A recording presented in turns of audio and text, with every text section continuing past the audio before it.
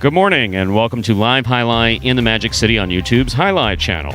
I'm Stu Nyman, I'm here with Andrew Bleckman, and we're pleased to welcome you to this Friday matinee performance. We have 9 games for you today, beginning at noon.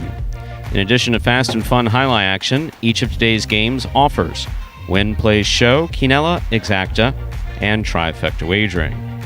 These are pari-mutuel wagering terms, and if they're new to you, we'll try to explain them throughout the performance.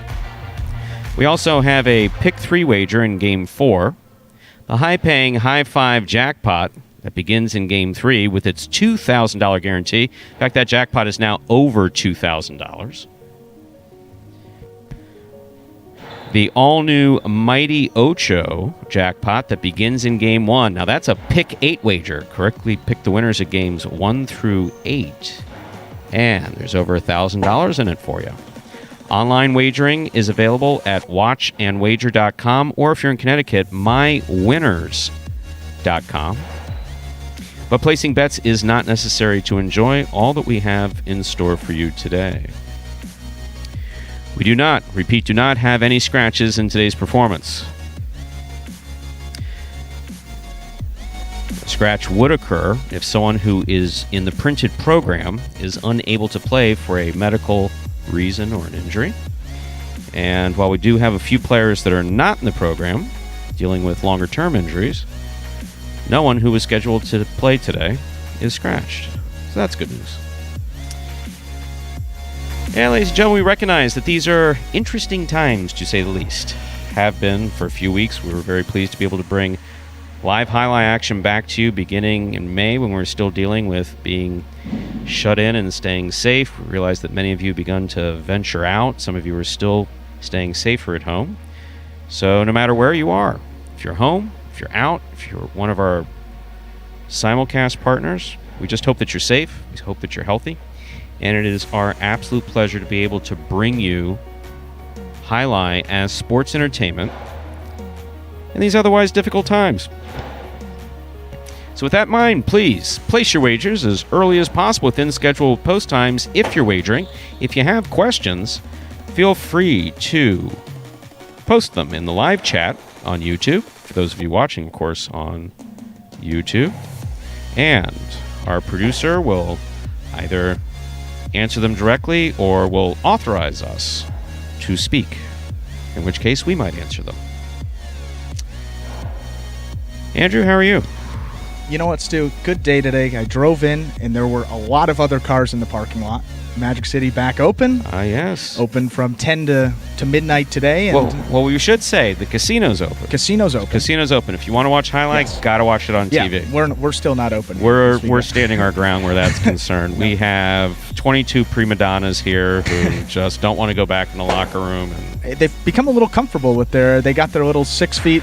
Was that radius or diameter space? Probably radius sounds good. Yeah, probably radius for sure. That's a little bigger, and they're comfortable. They got their own stuff. They got their spots. I don't blame them. Looks more comfortable out there than in that locker room. But yes, people back at Magic City were open. That sports club is open. They still have those 5% rebates on losing Magic City tickets. That's a big offer they got going on there. So. Yeah, and redeemable in $20 increments, and you need to be here. You need to be here. You do need to be here. You can't give them, a statement of, I lost these $20, and then can't be at like Palm Beach Kennel Club right. And walk up to a mutual clerk and say, I want my 5%, because I imagine the folks at Palm Beach would look at you kind of funny, or Daytona, Jacksonville, any one of our simulcast partners. Only. But we got a big day of Jai-Alai. 18 games today, 2 performances, a full matinee, full afternoon performance. And we had a full day yesterday. Oh boy, here we go. The barista is making his appearance today. The coffee is here. And for those of you that are looking to bet Ikeda, he has coffee today, so that's a good sign. Although we played pretty well yesterday with that coffee. That was Ikeda. Picked up 2 wins to go along with a place in the show.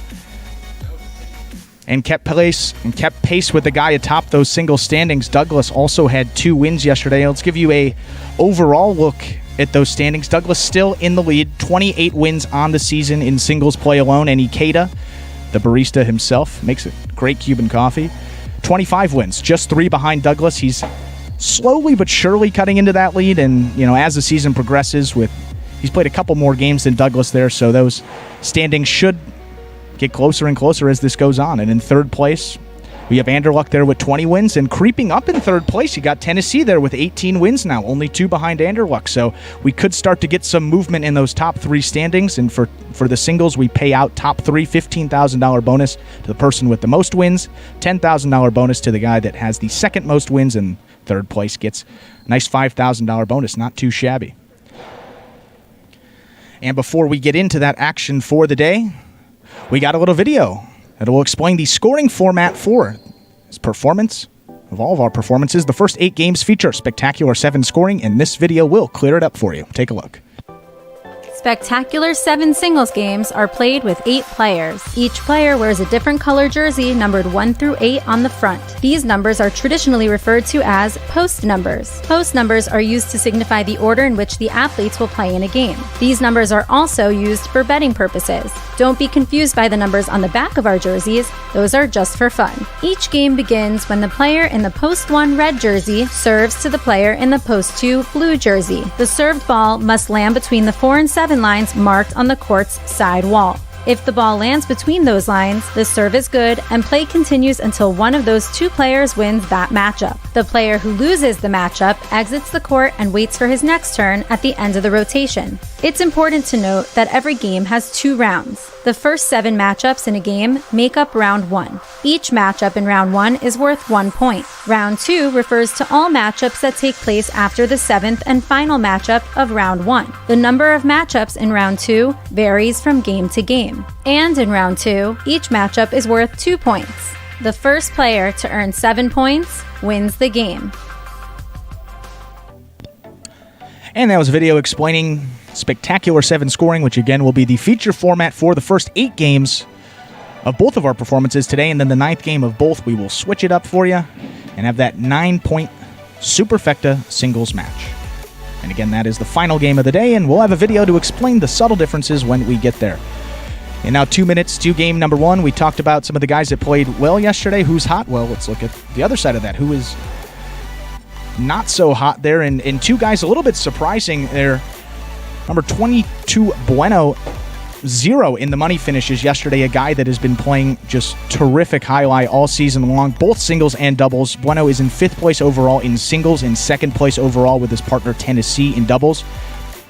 Bueno shut out yesterday. That was a very uncharacteristic day for him. I think that was the first day all season maybe that he didn't get on the board in any of his games. And also Ben, 8 games yesterday, did not get in the money in any of his appearances. Again, uncharacteristic for Ben as well. A guy that, I mean, people in the chatter, you see some of the chatter there, they say makes a lot of the difficult catches and has just been struggling with some of those easier ones. So look for those 2 guys to get back on track today. 2 of the better players. Bueno in his 2nd year of the program. Ben is his 3rd year. So 2 guys, both with Ben with 11 wins on the year, Bueno with 16 wins on the year. Both shut out yesterday across the board. No 1st, 2nd, or 3rd place finishes. So 2 guys that are going to have I think Stu may have a nice day today. With that, we have less than a minute till we begin game number 1.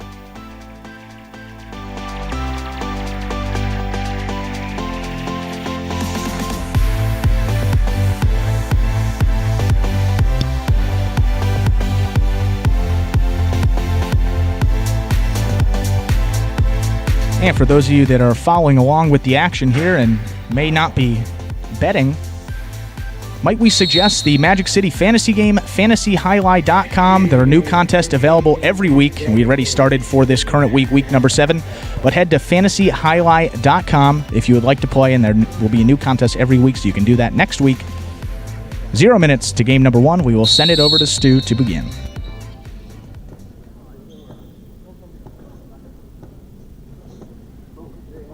Ready to begin game 1. Well, most of us are ready to begin game 1. Players, different question. Serving the red shirt of post 1, Acier. Receiving blue of post 2, Lamonte.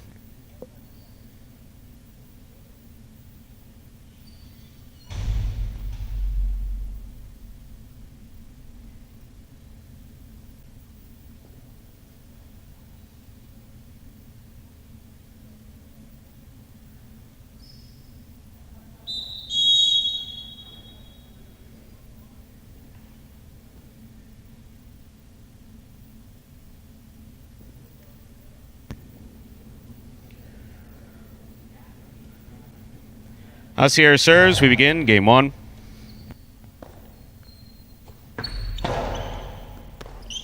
Point 2. Now receiving, white shirt to post 3, Diaz.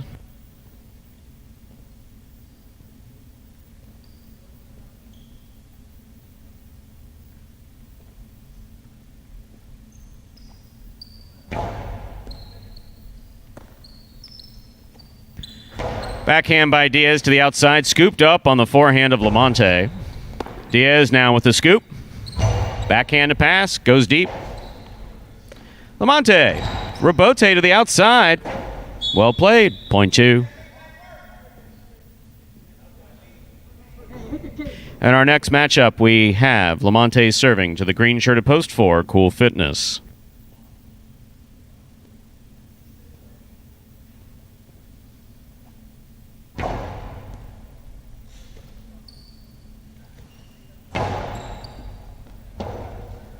Rebote forehand by Lamonte.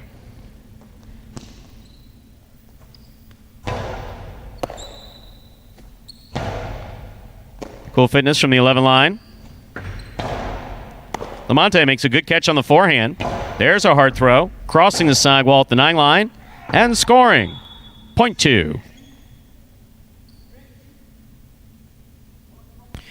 Now receiving the black shirt of post 5. This matchup has Lamonte serving to Juice.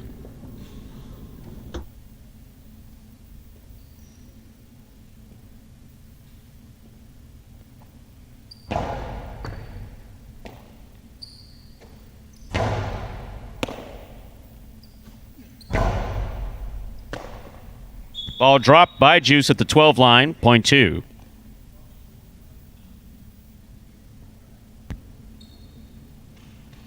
Yellow shirt of post 6 receives. Here's Legend.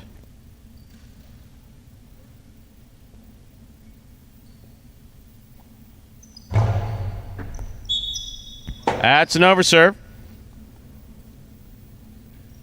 Point 6.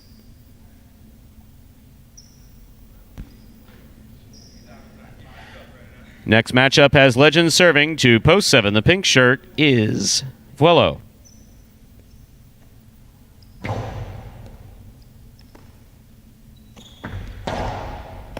Scoop by Legend.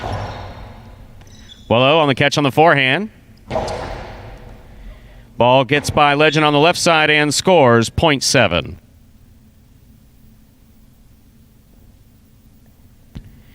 Here now to complete the first round and receive, wearing the purple shirt of post 8, CRB.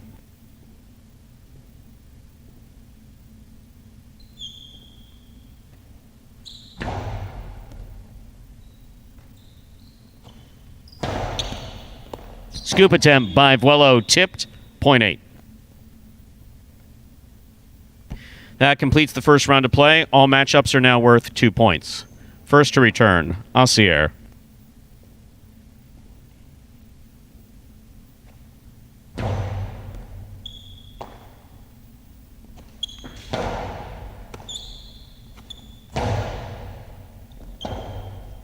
Rebote forehand by Asier. That's a nice throw. CRB with an even better catch. Asier goes to the floor, saves the rebote. Point 8.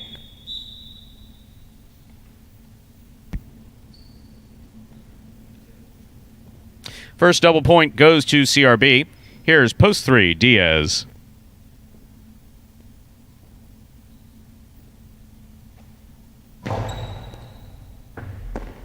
Ball tipped off a good serve. Point 8. Possible game point for CRB. Trying to stop him. Cool Fitness.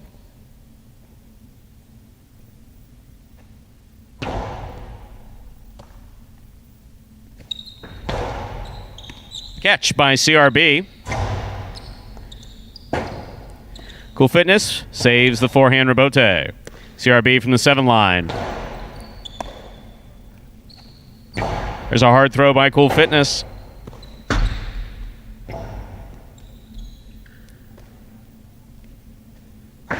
Karam Scores on the second bounce, 0.4. Well played by CRB and Cool Fitness. Play continues. 4 on the board with 2 points. Here's post 5. This matchup has Cool Fitness serving to Juice.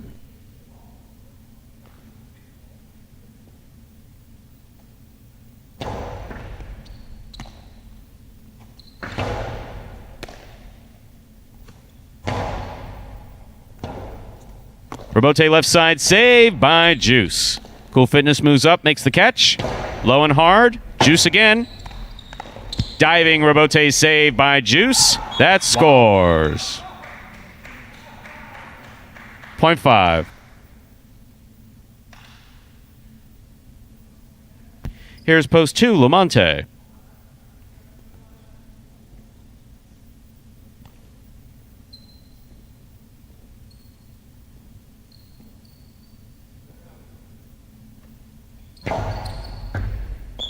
Over serve. The ball must land between the 4 and 7 line. On the serve. That went past the 7. This point goes to post 2. That gives Lamonte possible game point in our first game. Trying to stop him, Legend.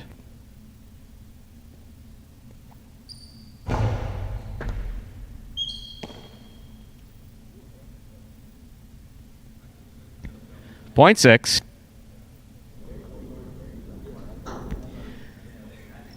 Legend serves to Wallow.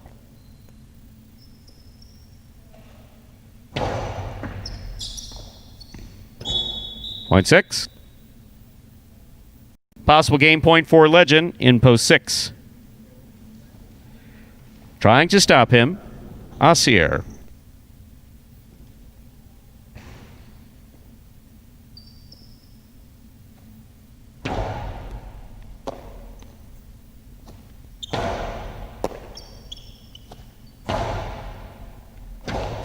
Robote for Asier.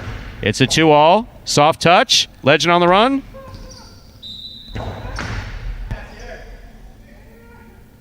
Point 1.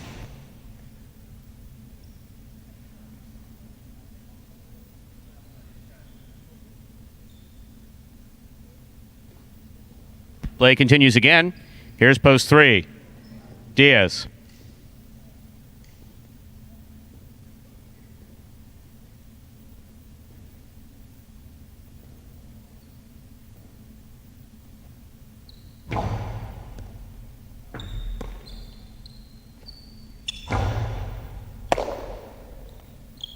There's a strong forehand throw by Asier.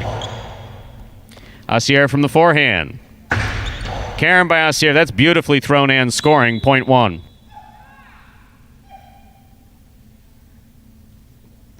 Asier has 4 points, returning with possible game point. Post 8. CRB.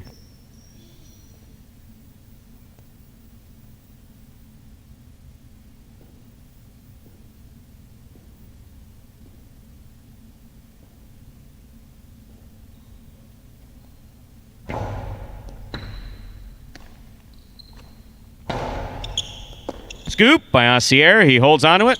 Low backhand. Scoop tipped. Point 1.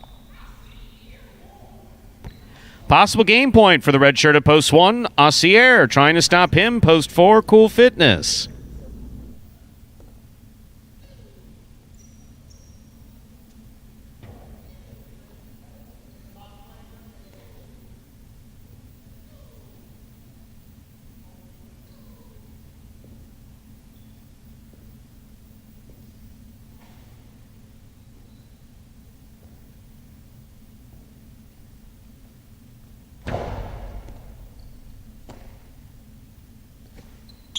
Powerful backhand throw by Cool Fitness.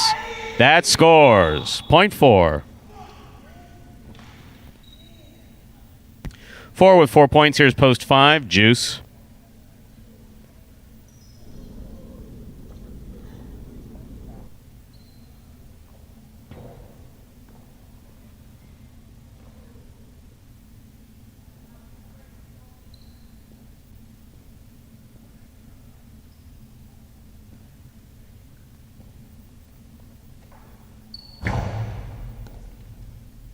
Juice grabs it on the forehand. Cool Fitness from the left side. Hard throw. Robote coming to Juice. Juice on the run. Got assessed on it. Lands in and scores. 0.5. Juice has 4 points. Returning with possible game point is Lamonte.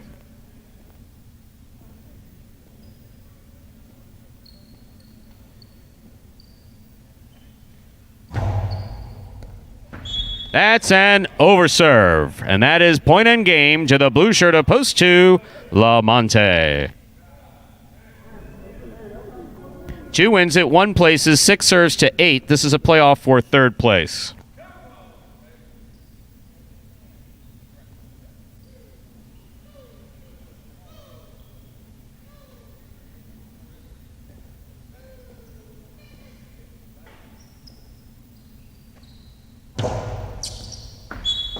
Overserve.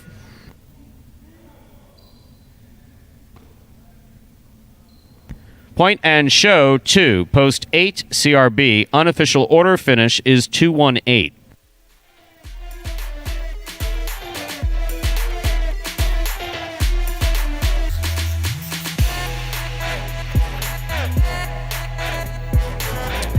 Results from Game 1 are now official. Coming in first, post 2, Lamonte.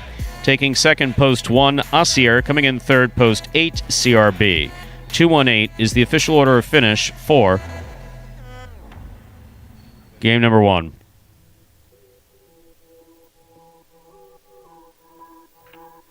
And we'll have your prices up in a moment. Overall, not a bad start to today's performance. That's what we like to see. First game often has a way of setting the tone for the performance when we come back from our 3 days off, Monday, Tuesday, Wednesday. Sometimes the Thursday program is a little weak. And it was yesterday. Thursday afternoon was better, but today, so far, we're off to a good start, which is good to see. Yeah, and also keep in mind with a guy like Lamonte out there, been playing, one of the older guys on the roster as well, and has been playing a year less than a lot of these guys. And, 2 compared to 3 years, that's, 50% less. So that's a very significant difference. And it's good to see he's been playing a lot better. So that's good to see there in both singles and doubles. And he's a retiree. Yeah, had a career in the Coast Guard and retired out of the Coast Guard, took up Jai-Alai, tried out with us. We gave him an opportunity. He started playing January 2019. So, doesn't have a lot of time under his belt. Oh, we got the old screen up. Wow. The old-fashioned. We're going old school on the screen, which means technical difficulties somewhere in the system. But we'll take them. Those are results. 218, the official order of finish. The Canelo 1-2, $40. Trifecta 218, $176.10.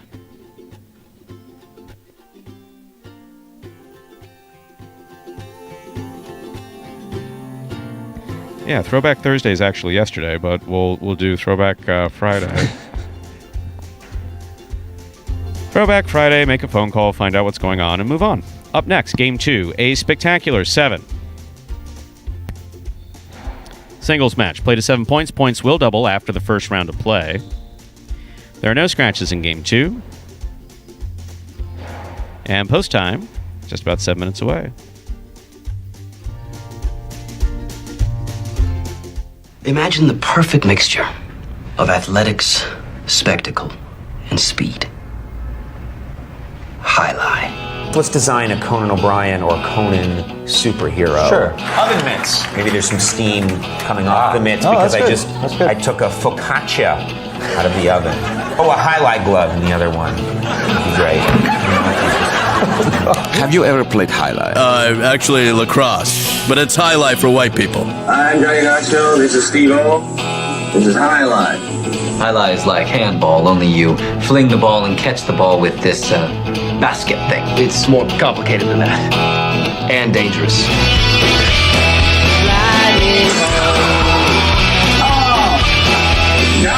It's got the same fingerprint as baseball, only better. A special stadium called a fronton. And you can sit real close, which is a thrill because the ball goes 175 miles an hour. I can serve this pelota almost 200 miles an hour. Big whoop, that little squishy. Jesus, is this made of limestone? It's a dangerous game, amigo. It's called a cesta. It's made of reeds from the Pyrenees. The ball is called a pelota. A lightning ball.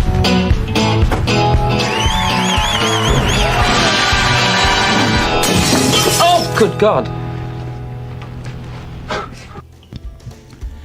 And that was a little fan favorite video. Those pop culture highlight references it's always interesting, and there's much more outside of just those ones we got there. But one of my favorite things too is when I talk to people about highlight and parimutuels and stuff like that. They're like, "Oh, what do you do for a living?" I'm like, "Oh, I'm an announcer for highlight," and there's no in between. It's either the really interested, "Oh yeah, I used to go to high." Everyone's got a story, or they give you this look like you're literally speaking Chinese. I mean, they don't even understand highlight. They don't know what the word is, so it's very funny. Depending upon who you're speaking to, you'll sometimes get folks. Depending, of course, if you're in Connecticut or Florida, you'll get. Is that still open? Right. Yeah. Which is my person. Oh, is that still open? Yes, it is. And obviously, I don't want to paint an overly negative picture. I mean, Sure. we're doing some fantastic things here at Magic City. It's very much the rebirth of highlight. Yeah. But I do bring a somewhat. So I think earlier, what was it that I was reading earlier? A potential use of a condescending tone. It's important for folks to understand. Yeah. The announcing is a little bit different here. Sure. Yeah. I'm director of highlight operations, and one of the things that I do in addition to announcing, which I do usually enjoy doing, is train players. And so when players are not doing what they're supposed to be doing, so when we're about to start a game and they're not in the cage, which is pretty basic, right? Or they're taking extra time, or they're running late, or if they're doing things on the court that, just we've worked on and gone over, because I've spent hours with literally almost everybody on the roster working on form, and it is a learning process.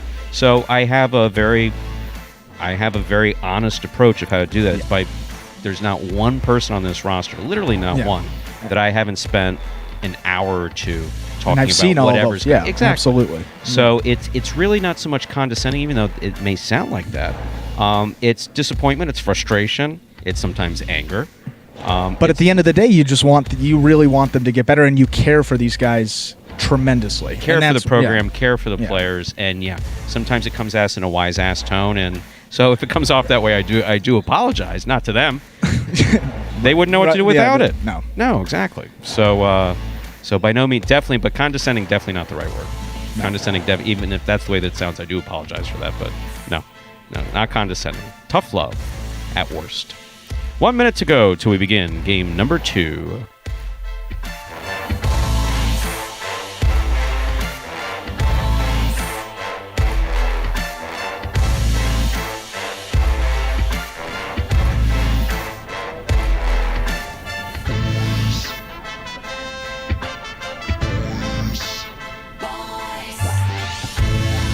Ready to begin game 2, spectacular 7 scoring. Serving, red shirt at post 1 is Legend. Receiving in the blue at post 2, Vowello.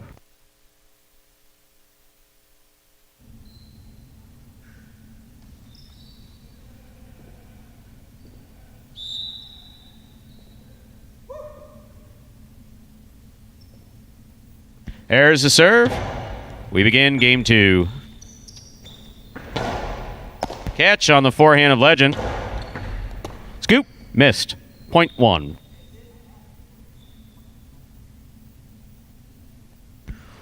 White shirt at post 3 receives. Here's Jedden.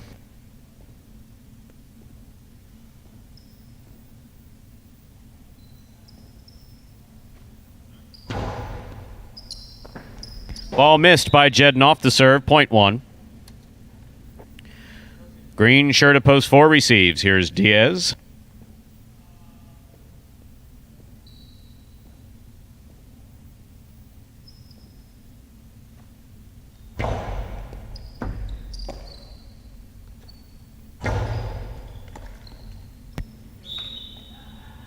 Point 4.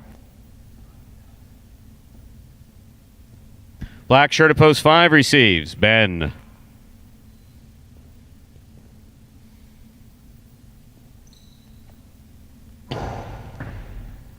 Ben moves up to make the catch. Powerful backhand follows. Diaz, one-handed diving save. That was beautiful by Diaz. Soft touch. Diaz on the run. He got it. Throws it hard. Keeps it away from the overhead screen. The point's still in play. Diaz is going to hang in there, take it on the forehand. Missed the catch. Just missed the catch. That was a well-played, technically played point by both of these players. Point goes to the 5.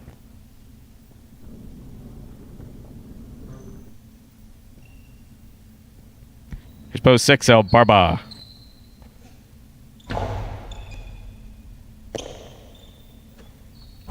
Nice throw by El Barba. Ball tipped, mid-court, point 5.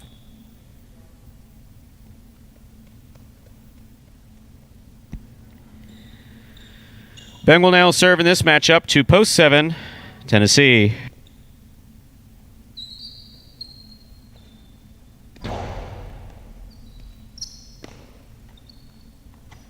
Powerful forehand by Tennessee.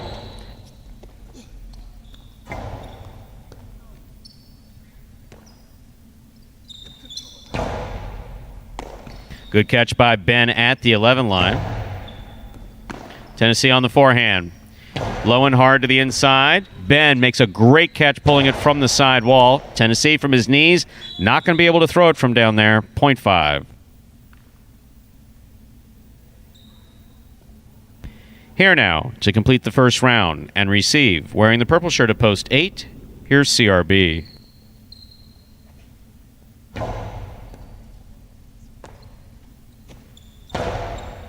Scoop. Missed. Point 8. That completes the first round of play. All matchups are now worth 2 points. First to return in the second round is Vuelo.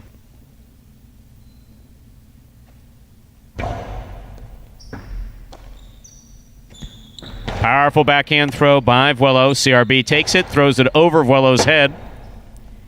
Vuelo swing and a miss at the 6th line on the rebote, point 8.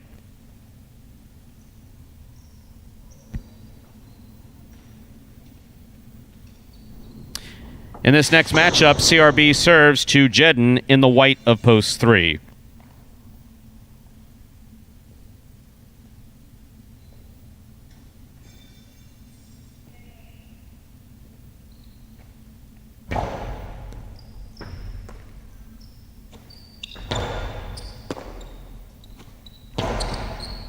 Good catch by Jedden. CRB tipped it at the 10 line, point 3. Jedden has 2 points, returning with 2. Legend.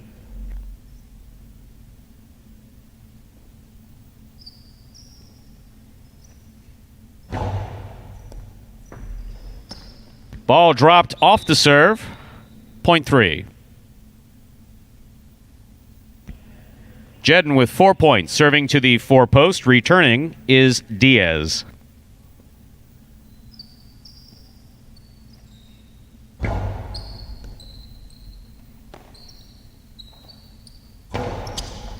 Jedden makes the catch. Rebote left side by Diaz. Up, up, and away. That hit the overhead screen. Point 3. Possible game point here for Jedden in the white shirt at post 3. On the court, trying to stop him, El Barba.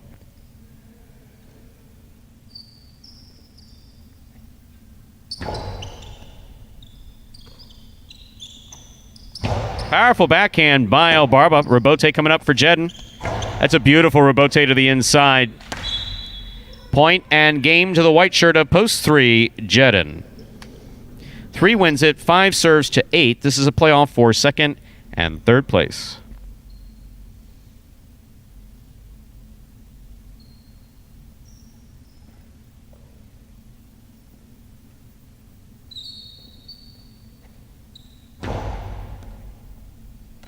Good catch by CRB off a good serve by Ben. Ben for the rebote. Ball tipped. Point and place to post 5. 8 shows. Unofficial order finish 3, 5, 8.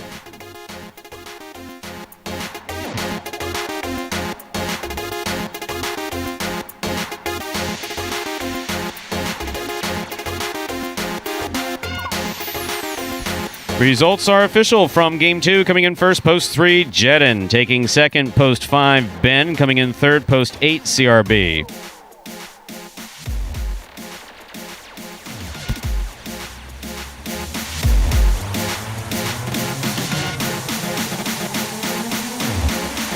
And we'll have your prices up in just a moment. There's the moment. And we're back to our normal screen. $2 Quinella 3.5, that's 3.5 or 5.3, 17.20. Trifecta 3.58, 608.25. Up next, ladies and gentlemen, is game number 3, a spectacular 7 doubles match. The first of our 3 doubles games in this afternoon's performance. Game 3 also begins the high 5. Jackpot over $2,000. High 5 is a pick 5 wager. Correctly pick the winners of games 3, 4, 5, 6, and 7. There's always at least a $2,000 guarantee on that, if you're the only ticket, of course, to win. And now we are up over $2,000. Post time for Game 3, 7 minutes away.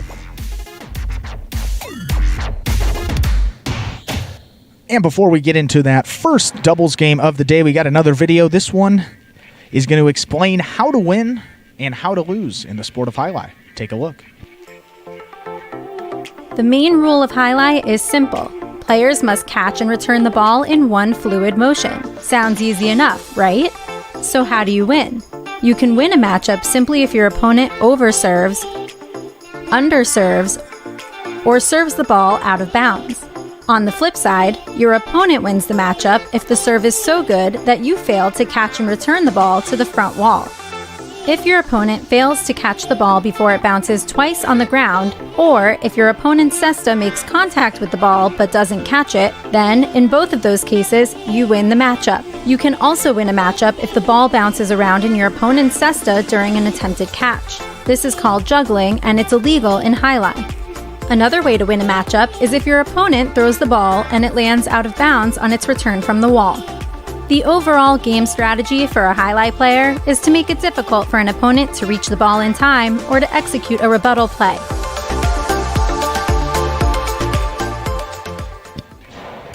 And that was winning and losing those matchups in this great sport of highline. There's not too many ways to win or lose, but as we say, you always want to stay on the court and not be taking that walk through the cage and back onto those socially distanced stools they got back here nowadays. I'm going to have a difficult time not calling it a bench. I mean, because it's always been a bench. It's weird. I have to look over every time just to visually see that. And, oh, okay. Those are the stools. One of the funny things at Miami Highlight was there. So you have 2 benches. You have a front court bench and a back court bench. Yeah. In traditional highlight, wow. They play considerably more doubles than we do. Sure. So one thing that the back bench at Miami Highlight is up against this half cement wall. Okay. It's just creates a little distance between some players who want to sit in the cage and view. So they sit behind the wall. It's just basically a cement wall. But the back quarters were always able to lean back on that wall. Yeah. The front quarters had nothing to lean back on until 2005.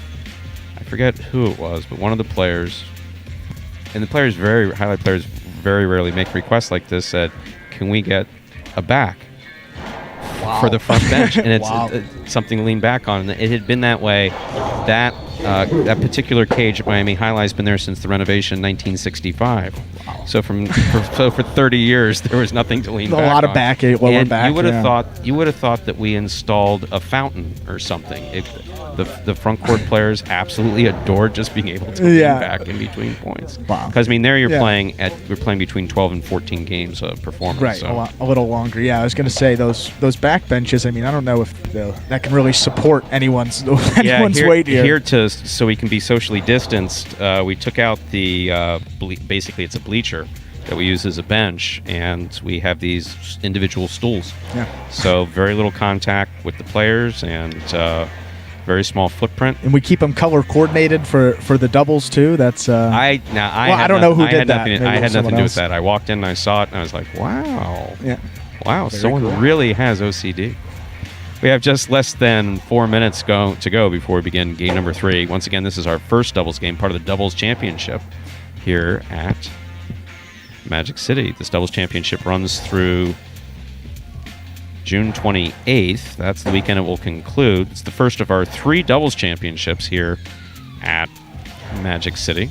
Players playing for additional $15,000 in total prize money. $10,000 will be split by the first place team. $5,000 will be split by the second place team. That's in addition to the game prize money that they make for every game. Wins pay $100. Seconds pay $50. Third place pays $25. That's in each of our games. And in our one Superfecta game, there's $15 for fourth place. And taking a look at the standings for this first doubles tournament of the series. There's 3 different tournaments throughout the season, as Stu just said. And that team of Douglas and Lamonti, they are playing out of the 6th post in this game. They are in the lead. They have 22 wins in this tournament. And in second place, you have the team of Bueno and Tennessee. They have 17 wins, 5 behind Douglas and Lamonti. And they're playing out of the 1 post in this game. Very good post position for that team. And we talked about post position numbers yesterday. If you want to take a look, sayhili.com, the phonetic spelling, sayhili.com, and they give you all the numbers based on a million simulations of basically taking everyone as equal skill level, and they show you the different winning percentages from all the post positions, and posts 1 and 2 are the highest at a little over 16% in these 7-point games, so big advantage for that team of Tennessee and Bueno, and with our 5 games behind that are, as we say, they're pretty close. We got a couple weeks left and a lot of doubles games, but you know they still need to win as many as they can get. And playing out of post 1, this is a really good opportunity for them to get back in that win column. Yeah, we have less than 2 minutes remaining for placing all wagers in Game 3. Last chance to make those wagers in the high five. High five now well over $3,000.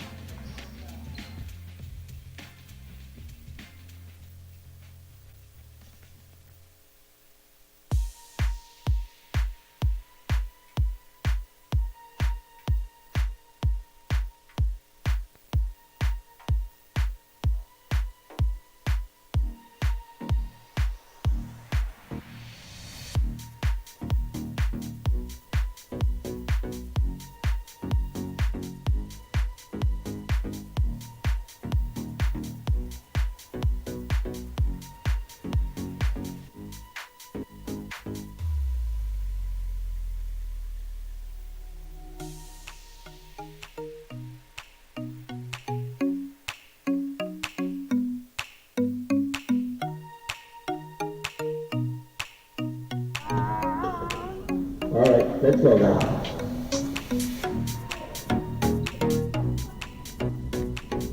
We are ready to begin game number 3, a spectacular 7 doubles match. This game is played to 7 points. Points will double after the first round of play. Our first matchup has Bueno and Tennessee serving against Asier in Kubala in the blue of post 2.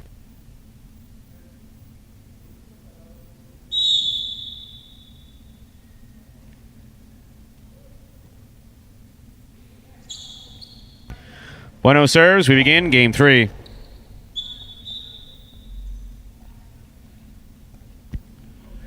Point 1. Receiving, white shirts at post 3. This matchup has El Barba and Ben taking the serve.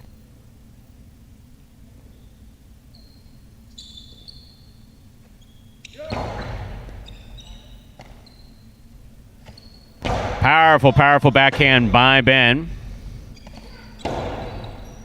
Nice rebote inside. Ben picked it up nice and low. Tennessee makes an absolutely spectacular catch at the 12 line. Ben again. He goes deep. Rebote coming out. Bueno sets up at the 6 line. Makes the rebote. Ben's got it on the forehand. Bueno, good catch. Side wall. Ben from the 10 line. Rebote comes low. Bueno makes the save to the outside. El Barba's got it with a hop. He returns a carom from the outside. Bueno stops it. Returns the carambola that scores. Very, very well played point by all 4 players on that court. Point 1.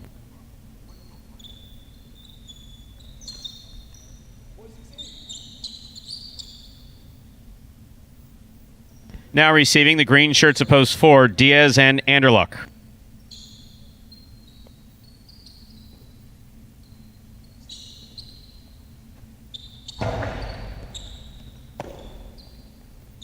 Powerful forehand throw by Anderluck. Good catch by Tennessee. Anderluck from the 11 line. Plays the ball to pass. Rabote's up and out. Forehand Rabote. Diaz makes the catch. Caught the pad. That was the right throw. Bueno was caught on the inside. Diaz going for 2-all. Tough throw. Just caught the top of the pad. Point to the 1. Along with 3 points, this matchup has Bueno serving to the black shirts of post 5, CRB and Vuelo.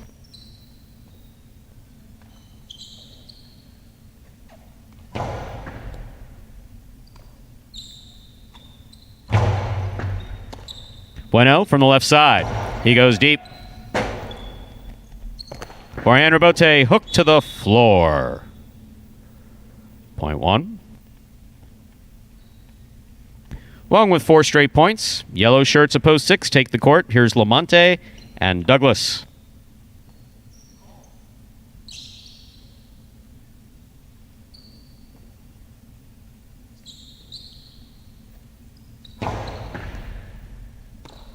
Douglas opens up strong on the left side. Rabote comes as a line drive to Bueno. That is a swing and a miss by Bueno at the 7 line, point 6.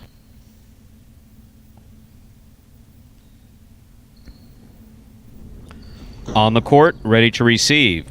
Pink shirts of post 7, Cool Fitness and Jedin.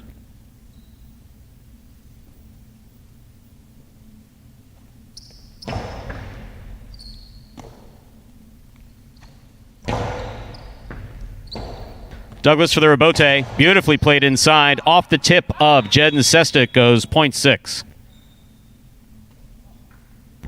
6 has 2 points. Here now to complete the first round and receive, wearing the purple shirts of post 8, Juice and Carballo.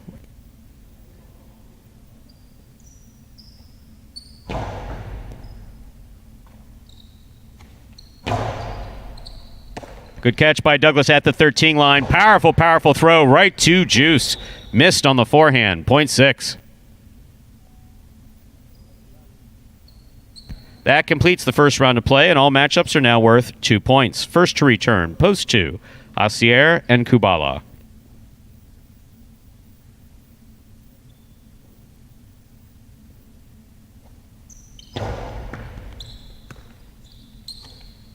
Strong backhand by Kubala. Here's Douglas from the 12 line. Hard throw, taken in the air by Kubala. Douglas sets. Strong backhand, taken in the air again by Kubala. Kubala goes deep. Douglas with a great catch by the 13 line.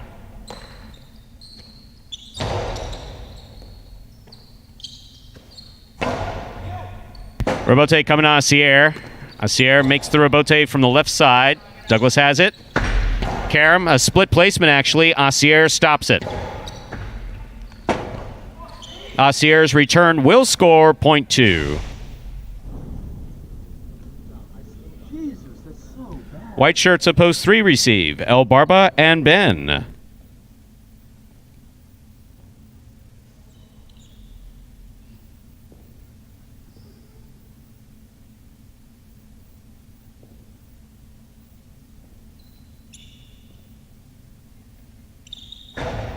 That's an illegal Karam serve.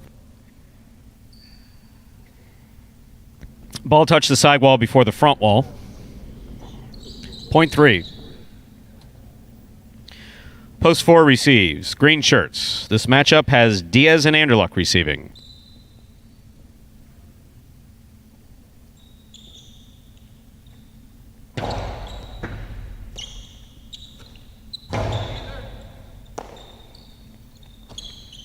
Powerful backhand throw by Ben. Rabote left side by El Barba. Catch by Anderluck midcourt. Hard throw to the inside. Scooped up by Ben. Rabote coming out. Rabote left side by Diaz. El Barba winds up and throws that off the court. Point 4. 4 with 2 points, serving to post 5, CRB and Vuelo.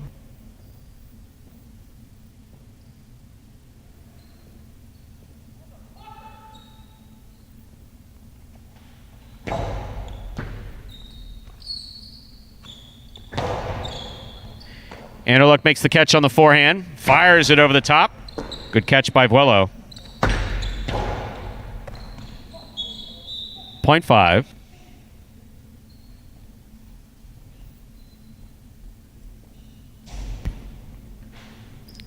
Receiving, post 1, Bueno in Tennessee.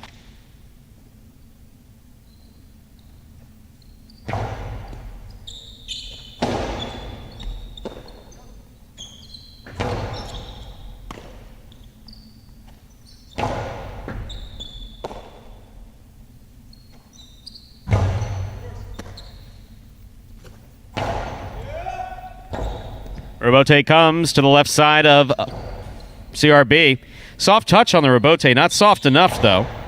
Hands it to Bueno. Rebote beautifully played in the backcourt by Vuelo. Bueno on the backhand. Vuelo makes the catch at the 11 line.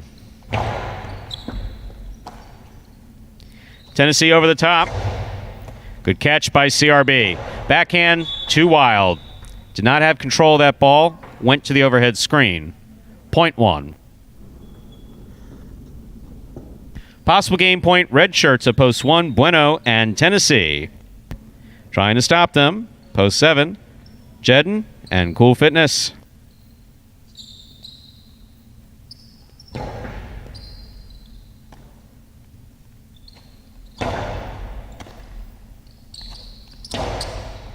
Catch by Jedden.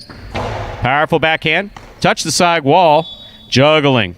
Tennessee got assessed on it, but the ball bobbled. Ball has to be caught and stopped in the cesta. Loss of point. This point goes to the 7. Play continues. 7 on the board with 2 points. Receiving, post 8. Purple shirts, Juice and Carballo.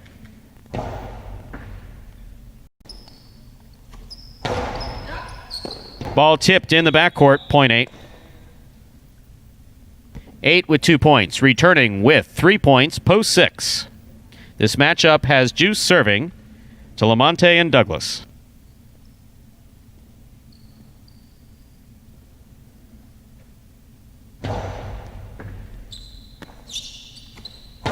Powerful backhand. Rebote comes to Carballo.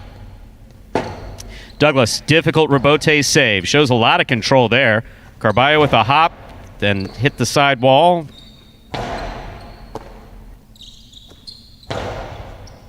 Catch on the forehand of Douglas.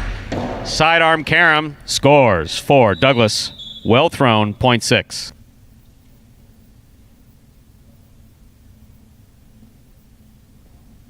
Possible game point for the yellow shirts at post 6, Lamonte and Douglas. Trying to stop them. Asier and Kubala.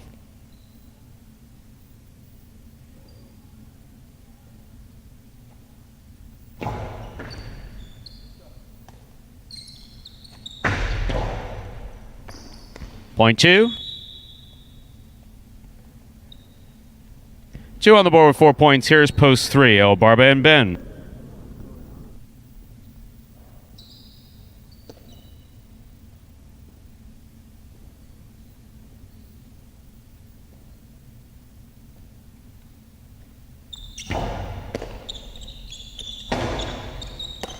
Ball dropped by Kubala, 0.3.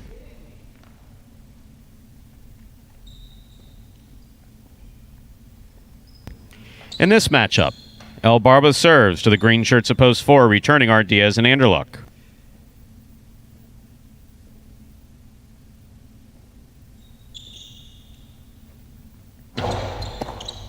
Diaz takes the serve. Midcourt placement, caught by Ben.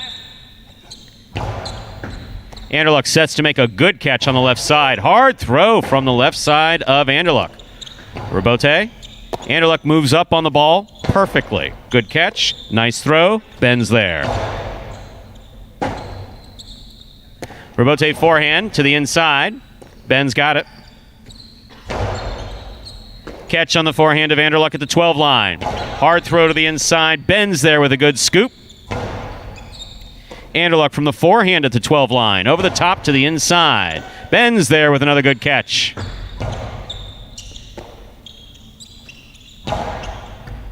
Ben from the backhand. Lower and harder. Caught by Anderluck in the air.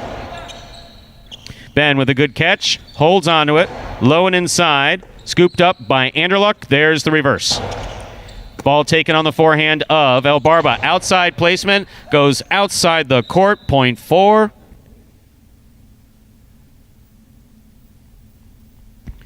Four with 4 points. Here's post 5 returning CRB and Vuelo.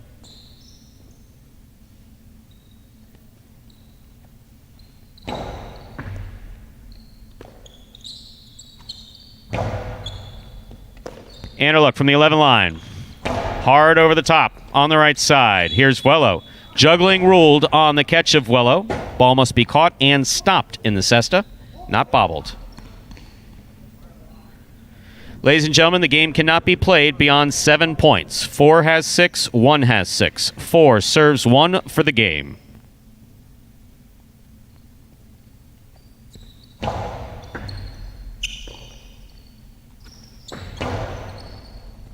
Scoop on the forehand of Anderluck.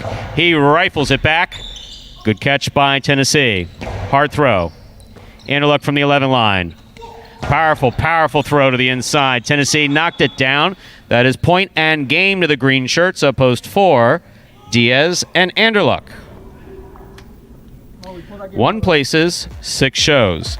Unofficial order finish 4-1-6. Your prices will be up in a moment.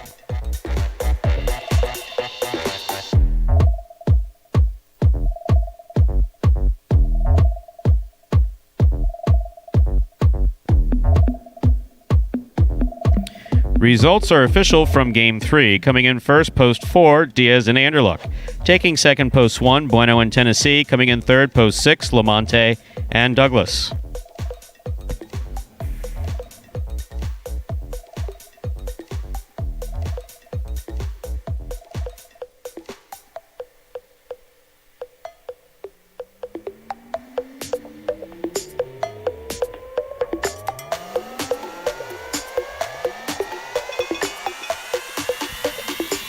Heated play there, especially for that last point.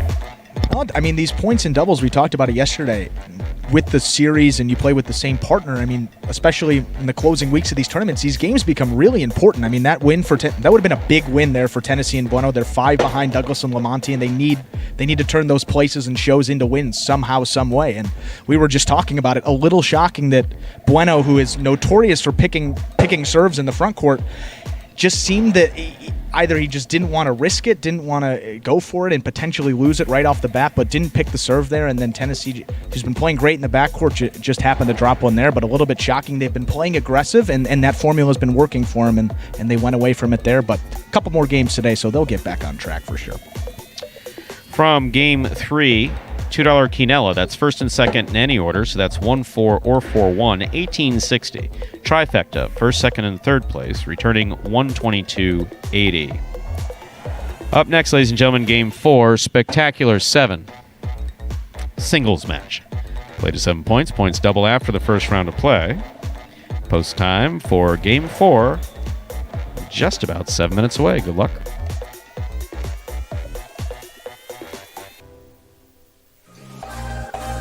I know I'm better at singles. I have more success in singles, but I learn more from doubles. I walk away with a lot more life lessons, and they stick with me, I'm telling you, late into the night, and those lessons they've stuck with me. Doubles it's kind of like, what do you want and what do you need?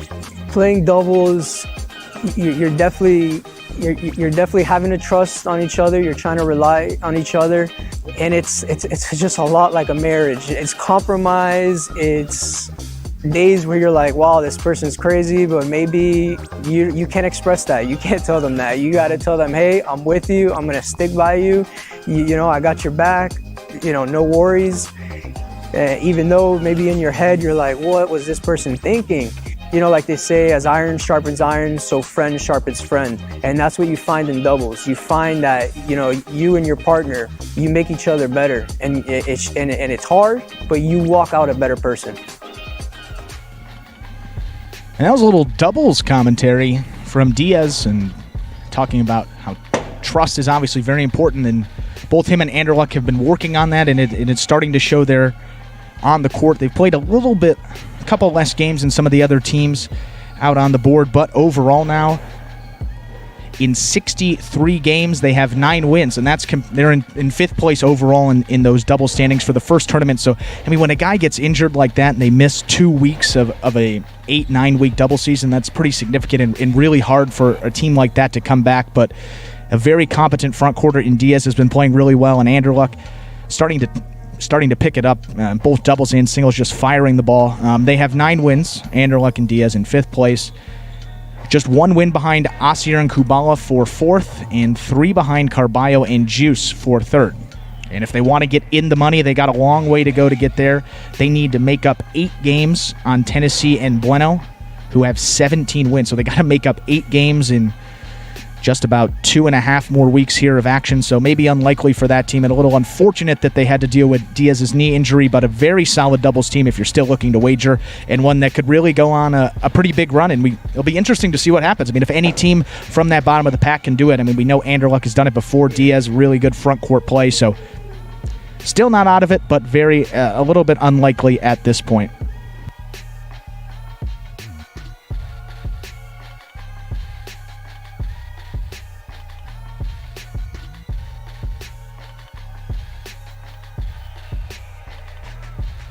We have 4 minutes till we begin game number 4, just less than 4 minutes. Don't forget that game 4 begins today's Pick 3. Pick 3 wager is just like it sounds. You pick 3. Correctly pick the winners of games 4, 5, and 6.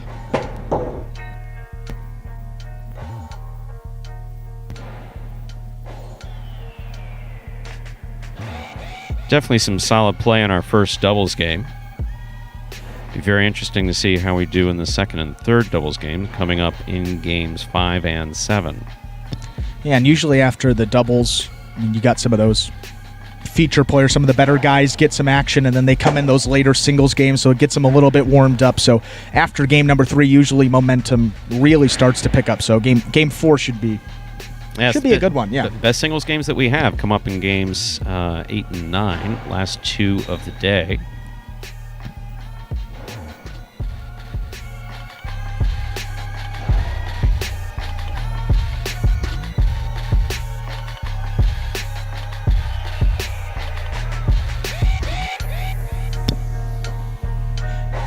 And one of the things Stu Diaz was talking about in his little commentary was trust, and I noted that they seem to trust you. It's night and day compared to where they were just in the middle of last week. They have 30 games less than some of the other teams, and that's pretty significant. It's almost a 30%, 33% less games, so less time on the court together. And Anderlecht in particular, this is not anything bad on him, but he likes to be involved a little more selfish in some of those doubles plays, so it's really allowing Diaz to play. That's been the key for that team. Once they let Diaz play, and he dropped one that came to his forehand, but that's the difference for him. That's absolutely correct. Anderlecht doesn't make any pretense about it. He's not ugly about it. Yeah. He, for folks out there to understand, if you've tuned in recently, this program has only been in existence since 2018, and as we constantly repeat, these players were trained from scratch to play here, with the exception of Ron, who has some experience overseas, and Ikeda, who was trained elsewhere. These players were trained to play here. Most players don't come to professional ranks with less than 3 to 5 years of amateur experience. And when we began to play in the beginning, we played all singles because, frankly, it was too dangerous to play doubles. You didn't want one player staying in front of the other. So we warmed up to doubles gradually. So Anderlecht is a particularly dominant singles player. He always has been. Yeah. And he regularly admits he didn't take to doubles very easily. He thinks dominantly. He has a difficult time trusting his partner.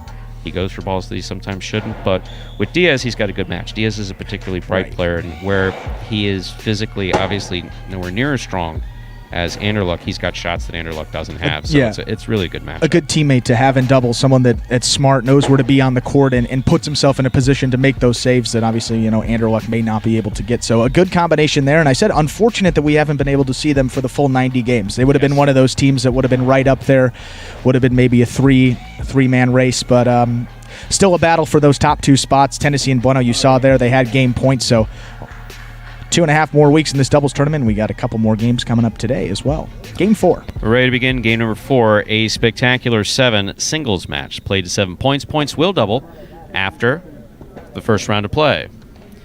Serving in the red shirt of post 1 is number 18, CRB. Receiving in the blue of post 2, number 30, Diaz.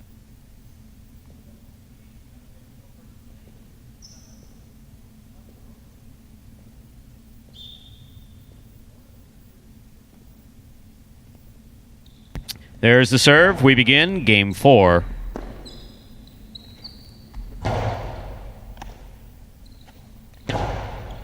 Good catch by Diaz. He winds up.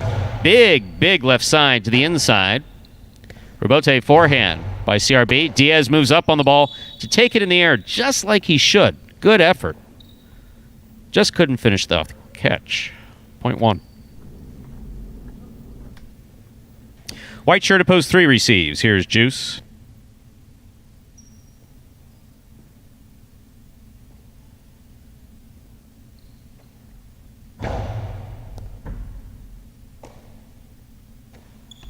Low and hard throw from the forehand of Juice. Backhand, middle of the court. Juice runs up on it.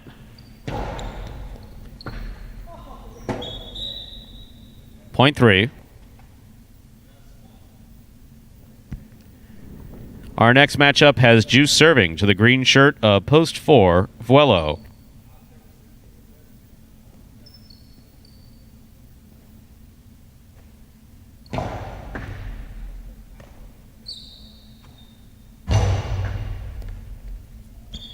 Point 4.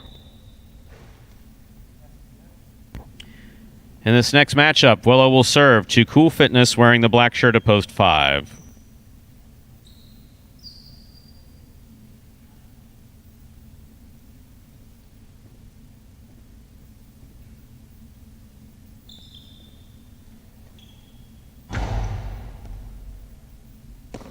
Cool Fitness opens up on the forehand. High and hard to the inside. Vuelo's there. Scoop attempt by Cool Fitness. Missed. Point 4. Vuelo with 2 points. He now serves to Assier wearing the yellow shirt of post 6.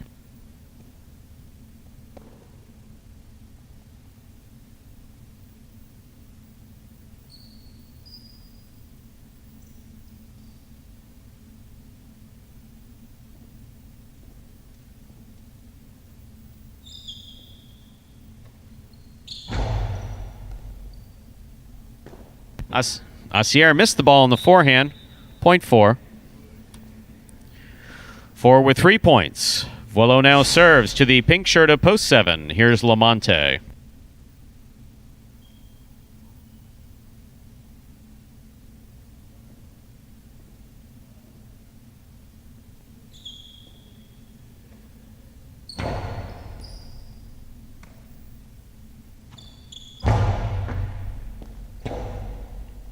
Rebote left side. It's a 2-all. Lands in. Picked up by Lamonte, but he does not hold on to it. Point 4. 4 with 4 points. Vuelo will now serve in this matchup to Tennessee wearing the purple shirt of post 8.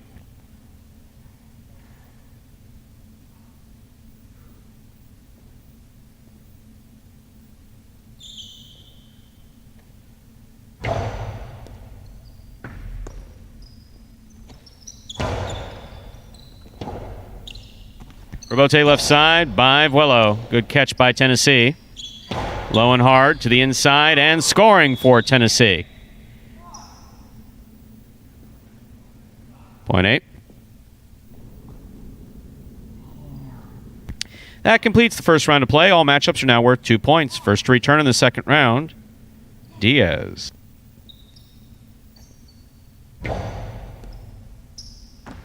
Great catch by Diaz. Pulls the ball from the side wall. That's a good serve by Tennessee. Diaz on the forehand. From the 11 line. Hard to the inside. Tennessee's there. Rebote forehand. Just above the pad. Tennessee got there. Throws a cortada. Stopped by Diaz. Diaz gets it over his head. Forehand rebote by Tennessee. Diaz has it on the left side. Mid-court placement goes right to Tennessee. Cortada again. Scores. Point 8.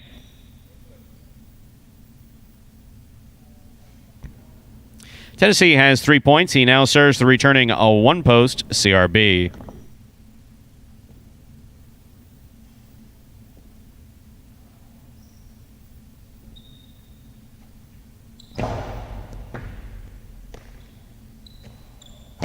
Strong backhand by CRB. Rebote forehand. Nice throw by Tennessee. CRB missed it on the left side. Point 8.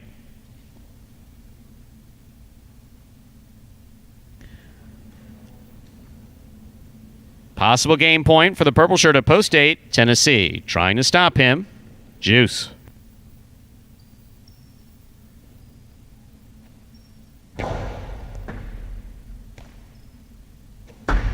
Long carom does not open up. Tennessee's got it in the middle of the court. Scoop attempt made by Juice. Tennessee from the left side dropped it. Point 3. Play continues. 3 on the board with 3 points, serving post 5. Cool Fitness.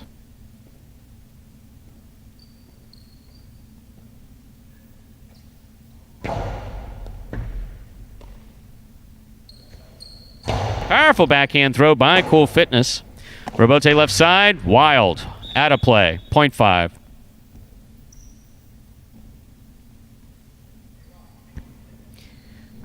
Cool Fitness with 2 points, serving to post 6 in this matchup. It's Assier.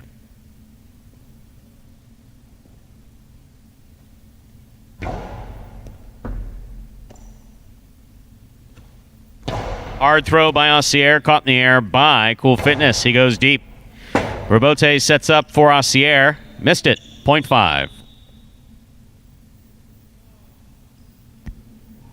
Cool Fitness now has 4 points. Here's post 7, the pink shirt, Lamonte.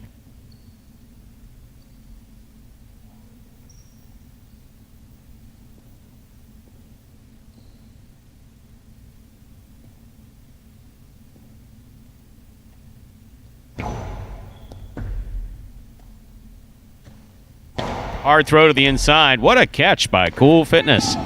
Did not have control of the ball after he caught it. Made a great catch, though. Got to catch it, stop it, get it back. Point 7. Here's post 4, Vuelo.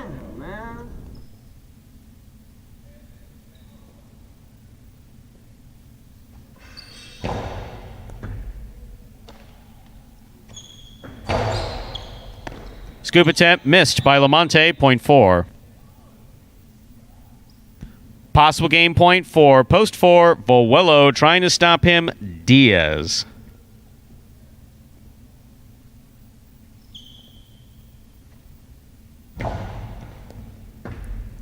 Diaz sets at the 11 line, winds up. Vuelo let it get by him, but he made the rebote nicely. And it's scored for the win. Point and game for the green shirt of post 4. Vuelo. 8 places, 5 shows.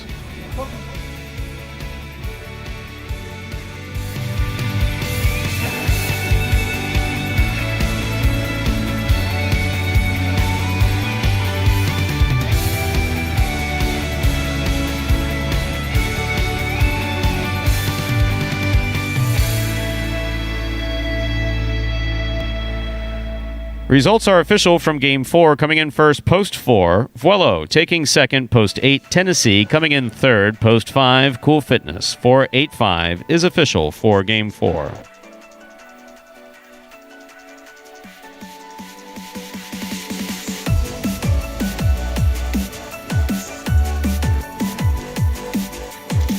Vuelo demonstrating something super important there, which is if you do miss it coming the first go-around and, and you don't... I'm sorry, I was distracted by Angela yelling in the background. Very enthusiastic, apparently.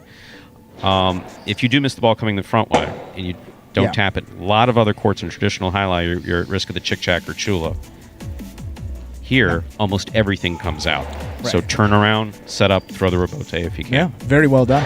Kept play alive and then turned it into a win. Exactly. A much-needed win for him. Turned it into a 2-all, and good to see. Our prices are up from Game 4. $2 Quinella, 4-8. That's 4-8 or 8-4. First and second in any order. $13.80. Trifecta, 4-8-5. 242.10.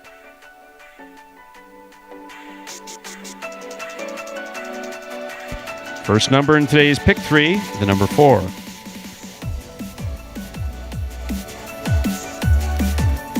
Up next, ladies and gentlemen, is game number 5, a spectacular 7 doubles match, played at 7 points, points double after the first round of play. It's the second of our 3 doubles games in today's performance.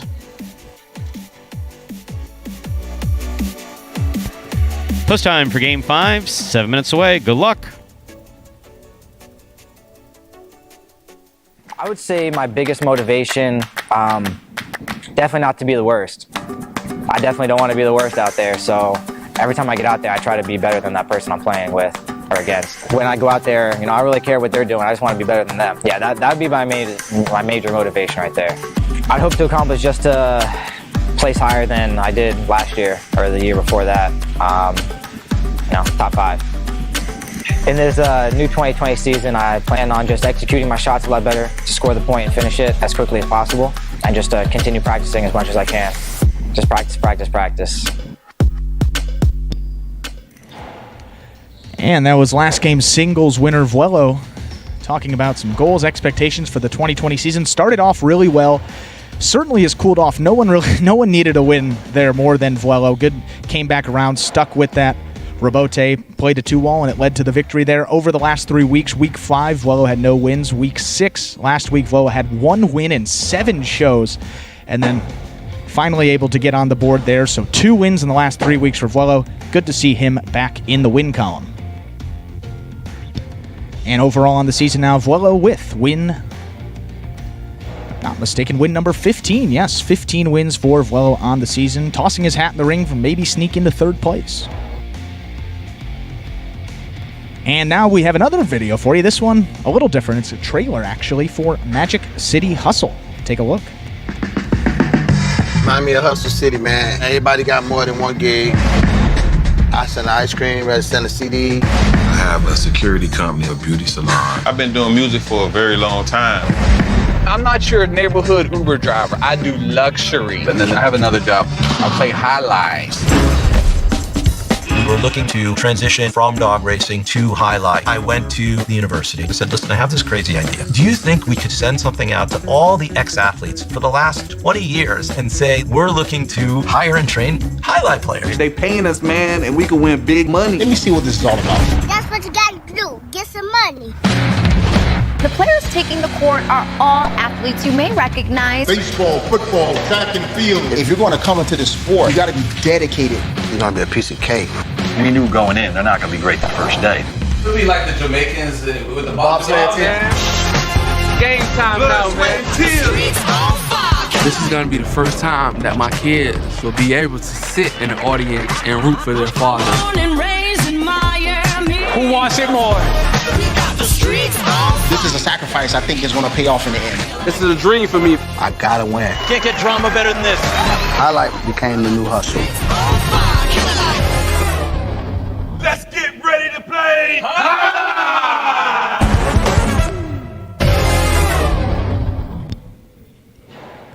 And that was a trailer to the award-winning documentary Magic City Hustle, about the start of the highlight program here at Magic City a couple of years ago. You get to see the process of these guys starting from scratch, training former athletes to play this great game of highlight. And if you want to check it out, MagicCityCasino.com, under the highlight tab, there's a hyperlink that'll take you directly to the website, or just type in MagicCityHustle.com directly into your browser. When you get there, $5 purchase, and you can enjoy it as many times as you like after that. And we have just less than 3 minutes before we begin game number 5. Game 5 now just less than 3 minutes away.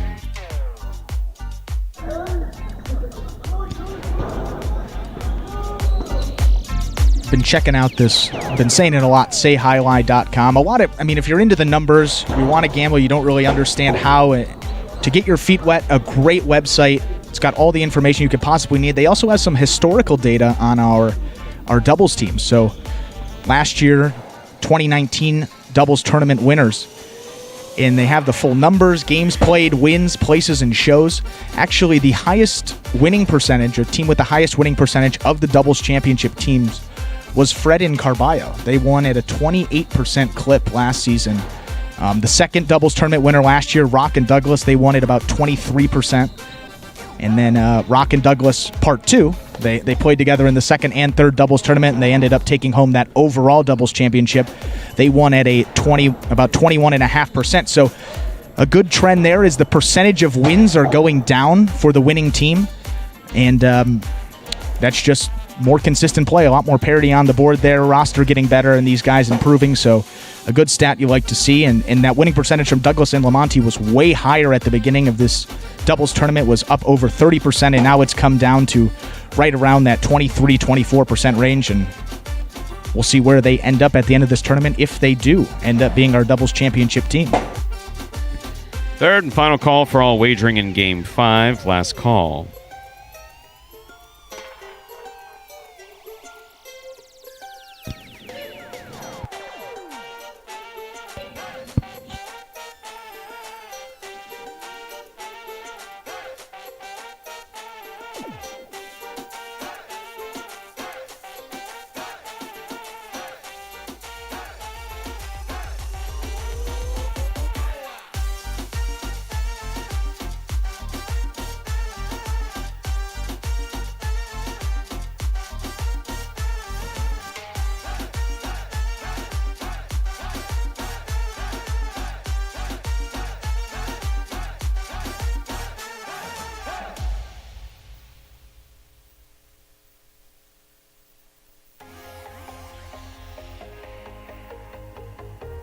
All right, let's go then.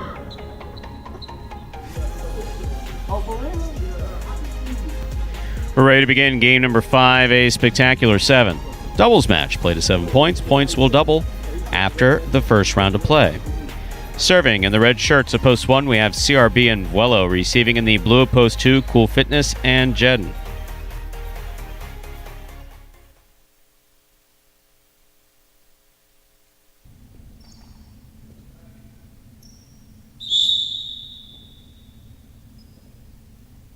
There's the serve. We begin game 5. Vuelo sets up for Rabote. Ball short, point 2. White shirts of post 3 receive. Lamonte and Douglas.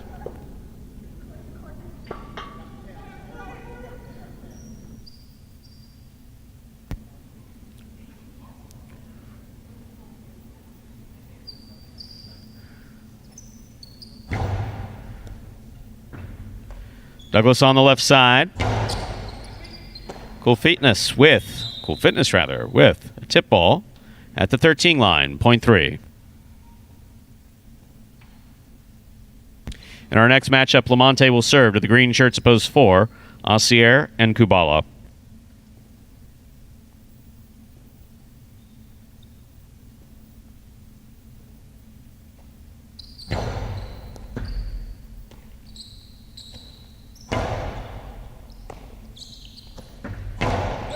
Rabote coming out. Bote is a 2-all. Lamonte catches it.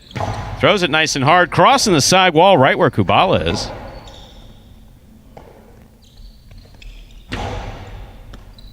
Point 3.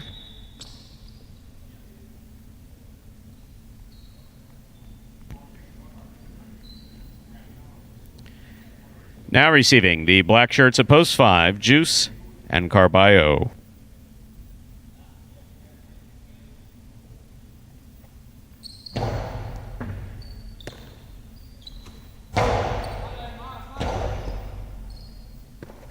Rabote, split placement by Lamonte, scores.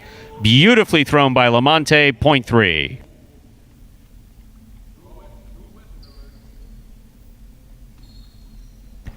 Here's post 6. In this matchup, Lamonte serves to El Barba and Ben.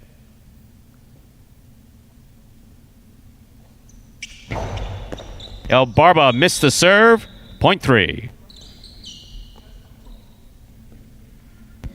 3 with 4 points. On the court, ready to receive. Pink shirts at post 7. We have Diaz and Anderluck.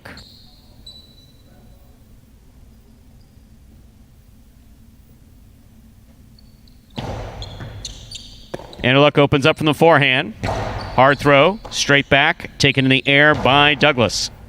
Anderluck from the 11 line. Douglas from the forehand. There's a hard throw. Anderluck makes a great catch. Douglas from the 11 line. He goes deep. Rebote coming out. Diaz on the rebote. It's a 2-all. That scores for Diaz, point 7.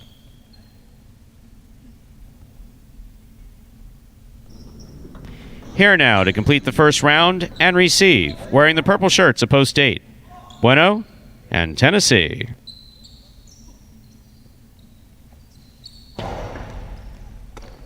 Tennessee moves up to make the catch. Returns. Yep. Was bound to happen sooner or later. Point 7. And yes, for the rule, though he did throw the ball, he hit it, so he loses the point.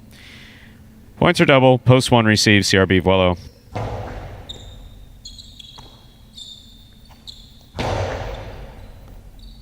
Anderluck with a hop makes the catch. Hard throw follows. No one home for the rebote. Point 7. 7 with 4 points. Here's post 2. Jedin and Cool Fitness.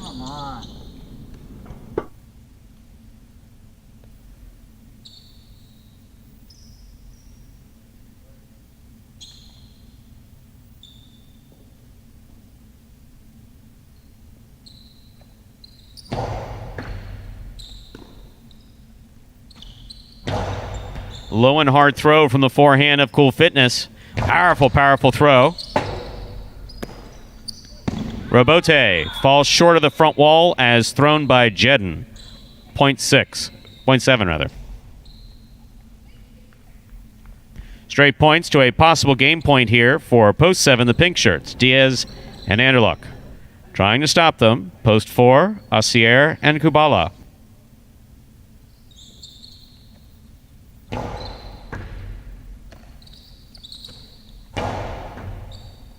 Excellent catch by Anderluck at the 13 line. Here's Kubala. Anderluck going for it on the right side at the side wall. Not the right catch. Good run. Point 4.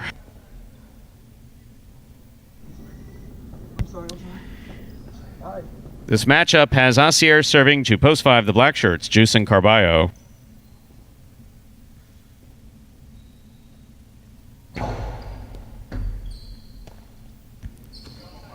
Carballo, strong backhand, taken in the air by Kubala. Kubala launches that one to the overhead screen, point 5.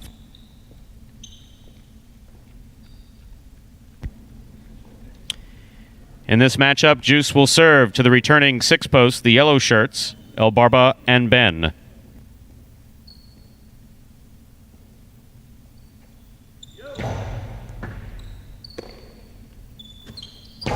Big backhand by Ben. Carballo runs all the way up, and El Barba scoops it, puts it over Carballo's head. Carballo, forehand rebote.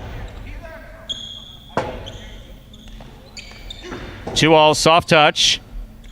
That scores. Beautifully played by El Barba, point 6.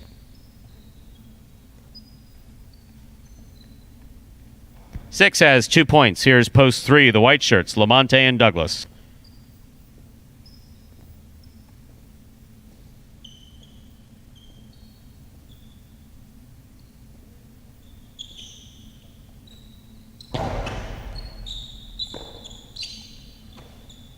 Hard throw by Douglas. El Barba catches it at the 9 line. Douglas, what a catch from the forehand. Picard up, big bounce. Lamonte makes the catch, sends it back. There's a hard throw. Gets by both players and scores. Well played by both teams, actually. Point 3.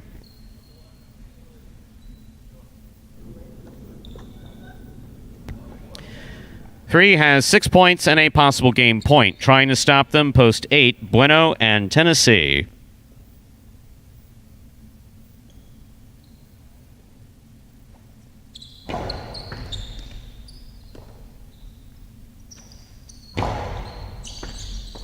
Excellent catch by Douglas. Powerful backhand. Robote comes low and scores. Point end game, post 3. Douglas and Lamonte. 3 wins it 7 places. 4, 5, and 6 will play off for third place. 4 first serves to 5.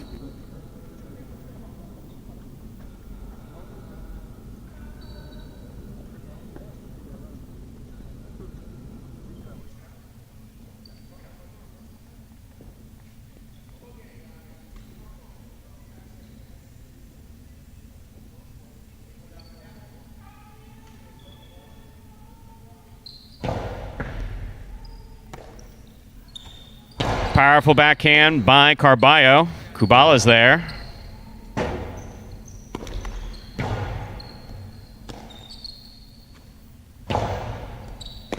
Ball tipped away by Carballo on the forehand. Point 4. Possible show point for the 4. Trying to stop them, post 6. El Barba and Ben.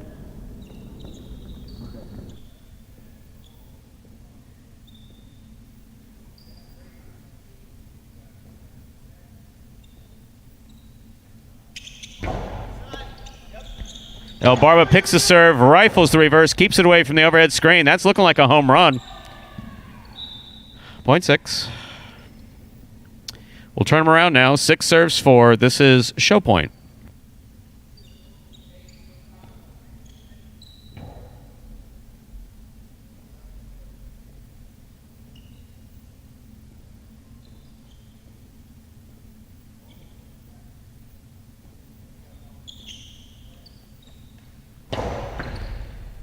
Kubala from the left side. Here's Ben at the 11 line. Nice catch.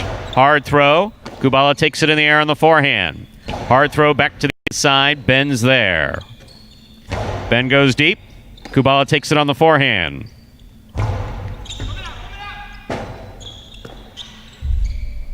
Point and a third place finish for the 4 post. Kubala and Asier. Unofficial order finish 3-7-4.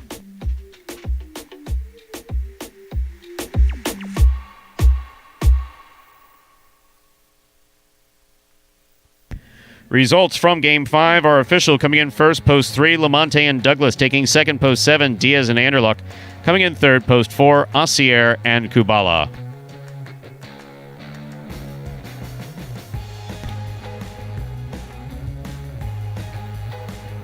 And we'll have your prices up in just a moment.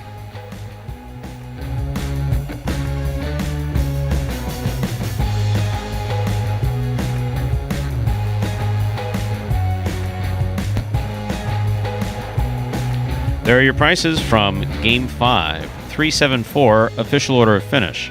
$2 Quinella, 3-7. That's first and second in any order. 3-7 or 7-3, $22. $2 Trifecta, 3-7-4, $189.80. Up next, ladies and gentlemen, is our 6th game, a spectacular 7 singles match. Play to 7 points. Points will double after the first round of play. Game 6 closes out today's Pick 3. Post time for Game 6, 7 minutes away. Being the overall champ in the rookie season was great. I put in hours and hours of hard work in the offseason practicing, and just to show that it paid off in the end, it was really great. My goal for the 2020 season is to stay healthy, play to the best I can, but definitely I would love to repeat winning singles and doubles again this year. Like I said, I think it's going to be a lot harder, but it's definitely a push that I want.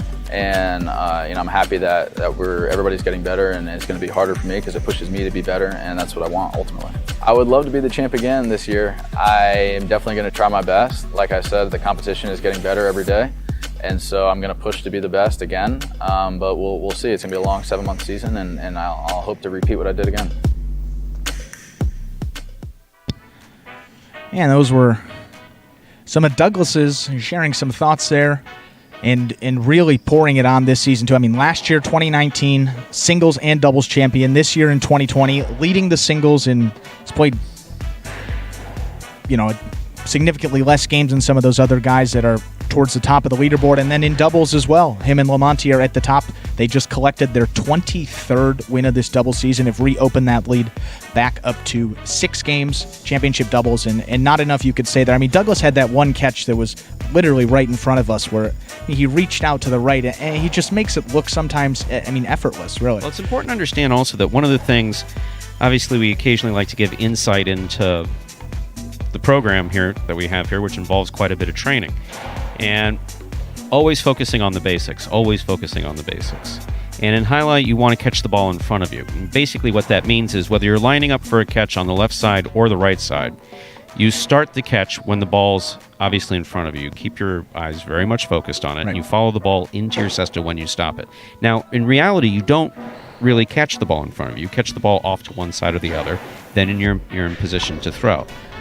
Catching the ball behind you is particularly difficult. Yeah. So everything that we teach in highlight, everything that we reinforce in highlight is to increase the likelihood that you're going to make a successful catch, set yourself up for a good throw. That's why I'll go back and forth with Carballo, for instance, over the fancy stuff. Yeah. When a few weeks ago when some of our viewers were pointing out that he's throwing too many shots. He was throwing too many shots. And he was throwing shots that were feeding the opponent the ball easily on the right side. They weren't kill shots. The half carom. Exactly. It just the dreaded half. It was pointless. We had a conversation about it. He watched a lot of video and he saw that he should probably make some changes. And he did, and he's been playing better since. So in addition to that, it's the basics. So you want to catch that ball in front of you. What made that catch spectacular was the fact that the ball had passed him. It had passed the sweet spot, if you will, of where you're going to make catches. He caught it behind him. He didn't hold it. He didn't bobble. He was in position to make a really strong throw following that. Yeah, the only other guy that on the roster that even compares to those catches overhead is Ben. I mean, in the chat, people always say it seems like he makes those difficult catches so easily, and the ones that are coming a little bit slower, he really struggles with. And I always think that may go back to his football days playing tight end. I mean, tracking the ball over his head. He's pretty good at knowing where the ball is in relation to where his hands are. So and slow balls traditionally in highlight are also particularly difficult to catch. You can catch a ball that comes 1,000 miles an hour without too much difficulty. One of the things that does happen, the harder and faster the ball is coming, when you catch it properly, it stops in your cesta. Yeah. So there's very little bobbling. When the ball is what they call floaters, so like if a ball is like lobbed on a save and you're looking up, and in addition to looking into the lights, we don't have so much an issue with the lights here as they do at some other places, but when you're looking up and the ball is dropping down, and it's dropping down, especially if it's dropping down the side wall, some of the slowest balls are the most difficult balls to catch, and that is something in traditional highlight, that's something here that's just very consistent. Those slow balls can be terrible. One other feature that we have here is each glass panel is affixed by a bolt to the front wall and to the back wall. And obviously, there's no player here. And yeah, I'm sorry, folks. I know most of all the highlight players who've played since the 70s, there's no player out there who could aim from the middle of the court and hit one of these bolts. When it does hit the bolt, it does bounce a little bit more differently. You can actually hear it. I don't know if you can hear it on TV, but we can certainly hear it here. And the ball sometimes dies when it hits these balls. Yeah, and you see that sometimes. I mean, off the back wall, off the front wall, that they react a little bit late, and so it's like, oh, well, they're playing too far back. Well, sometimes it's just a matter of it's a wonky bounce, and out of the thousands of bounces, that was the one that overall, took a weird one. As far as the basic concern, overall, our players do play comparatively far back, especially the ones who started with us in the beginning, and there's really a terrible reason for that. The first ball that we used when we were concerned about breaking the glass, you could throw it as hard as you wanted. You couldn't get it past the 11 line. Really? Couldn't. Yeah. So it really was we started our training at North Miami Amateur, where we were teaching rebote, and we weren't very long into rebotes before we had to move here. And when we moved here, we didn't have a ball that made it to the rebote. So clearly that was our oh, no. Yeah, so you would say, guys, no, you got to play further up. Why would you tell them that? Because the ball's not coming out. Now everything comes out. Fortunately, we've had this ball now over a year and a half. So this is just something that dates back. But some of their initial training, specifically Legend and Juice, just got used to playing almost like a baseline at the 11 line. Yeah. And if you don't catch the ball on the bounce or in the air by the 11 line, when the rebote does come out, you're almost never in position for it. So that is sometimes why you see these players playing far back. That's interesting. Yeah, that's no, one that's the thing. reason why they do it. Yeah, what was the material before? We've talked about all. It was the inside of a golf ball. Okay, yeah, with like the nylon rubber. on top of it. Manuel would make those balls with nylon and rubber on top of it, with then 2 layers of tape. Fortunately, that little diatribe brought us to post time for Game 6. Ready to begin our 6th game, spectacular 7 singles match. Play to 7 points, points double after the first round of play. Serving, the red shirt of post 1, number 77, El Barba. Receiving in the blue of post 2, number 22, Bueno.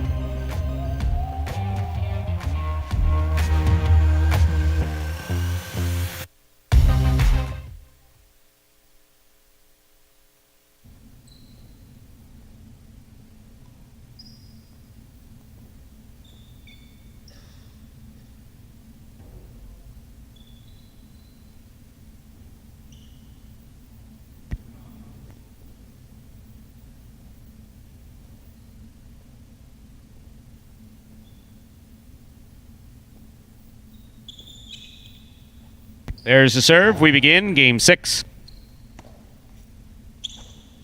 Bueno with a hard throw. El Barba with the rebote. He gets it up to the front wall. Here's Bueno stepping in at the 6th line. Point 2. 2 first up on the board in our 6th game.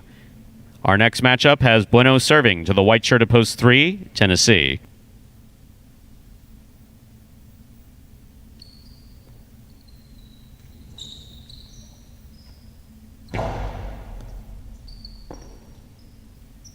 Strong backhand by Tennessee. Rebote forehand by Bueno. Tennessee has it at the 11 line.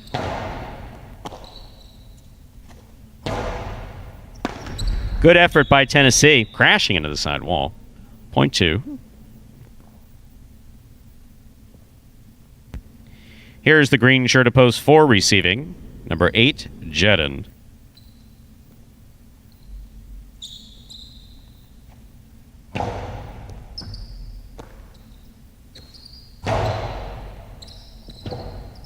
Rebote left side by Bueno.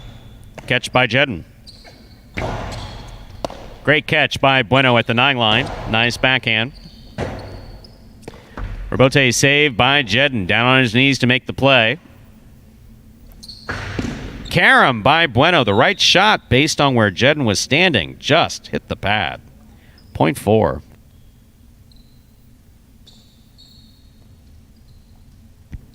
This matchup has Jedden serving to Anderluck, wearing the black shirt of post 5.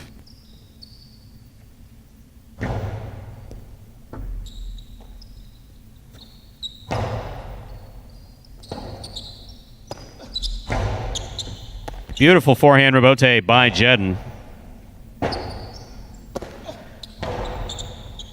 Anderluck steps in at the 7 line. Backhand. Touch the overhead screen. That's out of play. Point 4.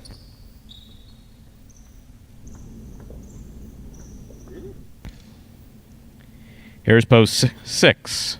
Number 23, Ikeda receives.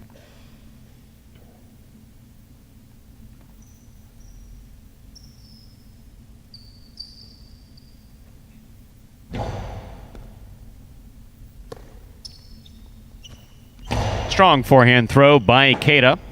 Jedden sets for the rebote on the left side. Goes to the inside. Ikeda's there.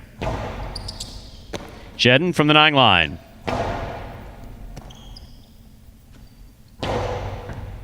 Good catch by Jedden. Strong backhand. Taken in the air by Ikeda. Hard to the inside. Jedden's there. Rebote forehand by Ikeda.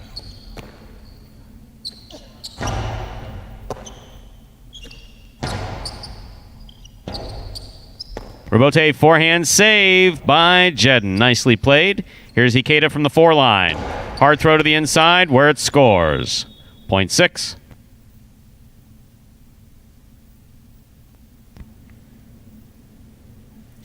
In our next matchup, Ikeda serves to post 7, the pink shirt worn by Ben.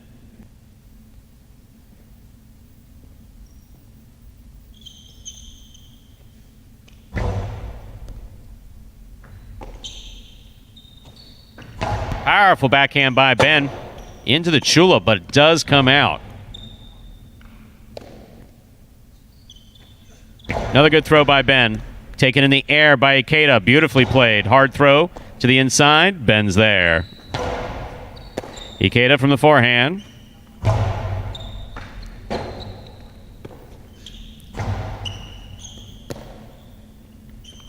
Outside placement by Ikeda. Stopped by Ben on the forehand. That's a beautiful throw by Ben. Good catch by Ikeda.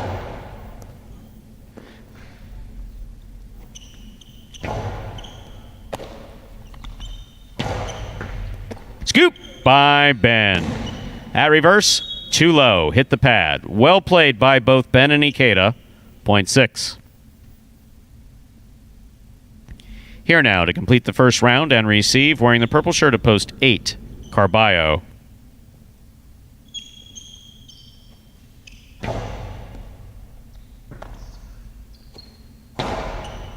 Catch by Ikeda. There's a hard throw.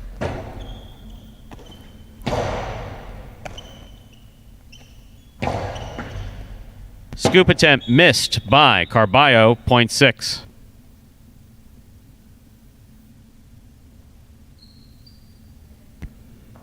That completes the first round of play. All matchups are now worth 2 points. Here's El Barba.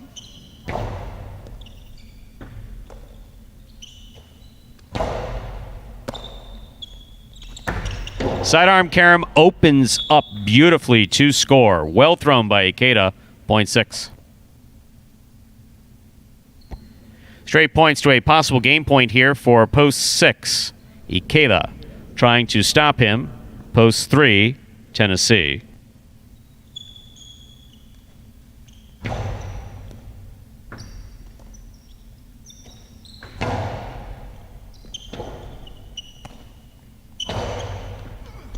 Soft touch on the rebote is going to score from the forehand of Ikeda. That's point and a perfect game to the yellow shirt of post 6. Ikeda. 6 wins it. 2 serves to 4. This is a playoff for second and third place.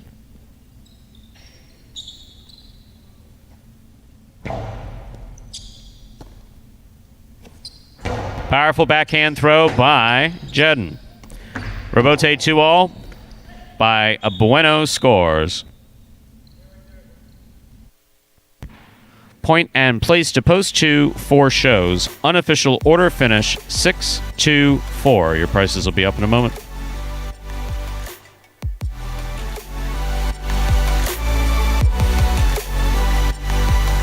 Results from Game 6 are official. Coming in first, post 6, Ikeda. He had a perfect game. Taking second, post 2, Bueno.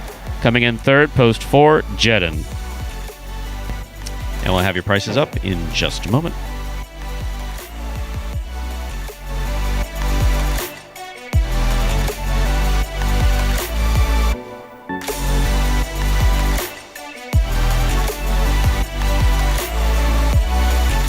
Game 6 Quinella, that's first and second in any order, 2-6 or 6-2, $13.20. Trifecta, 6-2-4, $97.40.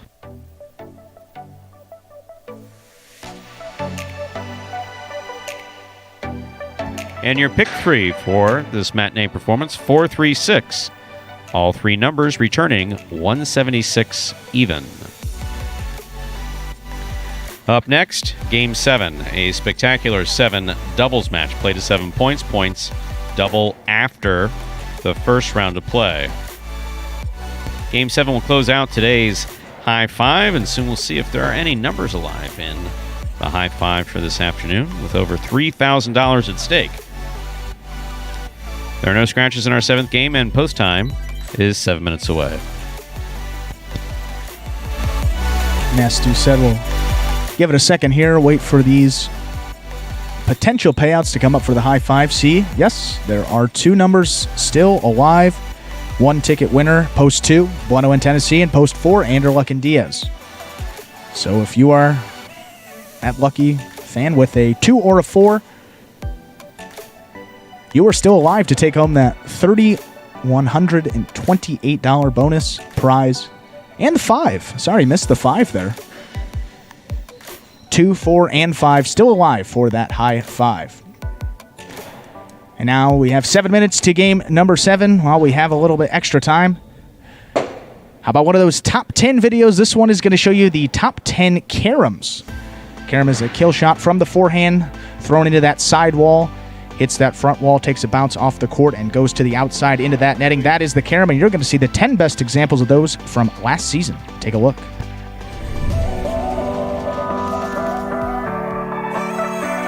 Catch by Bueno.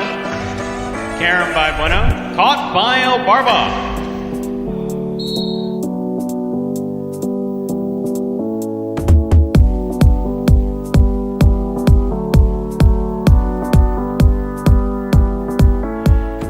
Rebote left side. Lamonte makes the catch. Returns a carom that's gonna score.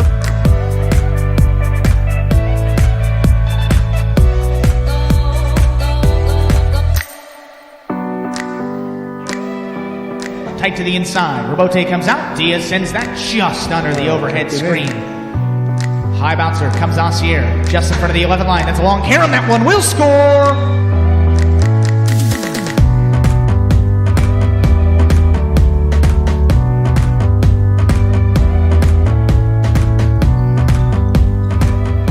Reversed by Bueno. Kubala from the 7 line throws a 2-all that is stopped on the forehand of Bueno. Bueno's carom, that's going to score.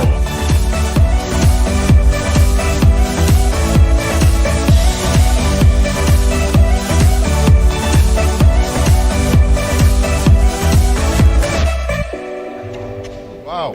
Carballo takes it in the air, throws a carom back to the outside, and that scores. What a shot.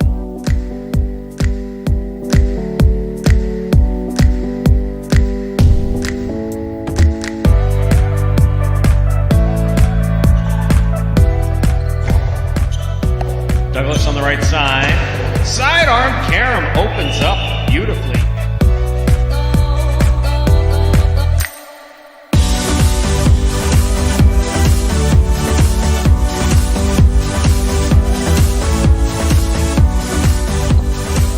Outside placement of the forehand Rebote. Bueno's on it. Rifling a carom to score. One of the best points of this season.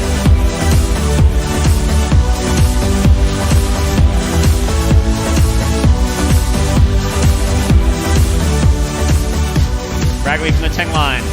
Over the top to the inside. Kubala's there. Carom by Kubala's going to score.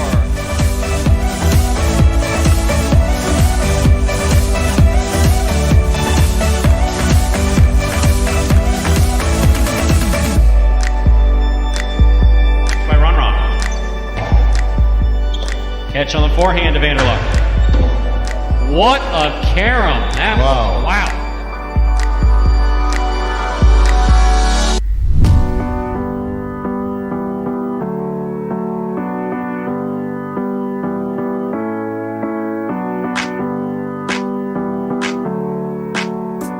Reverse. Caught by Ron. 2-all by Ron. Caught by Douglas. Nice. Carom by Douglas. Wow.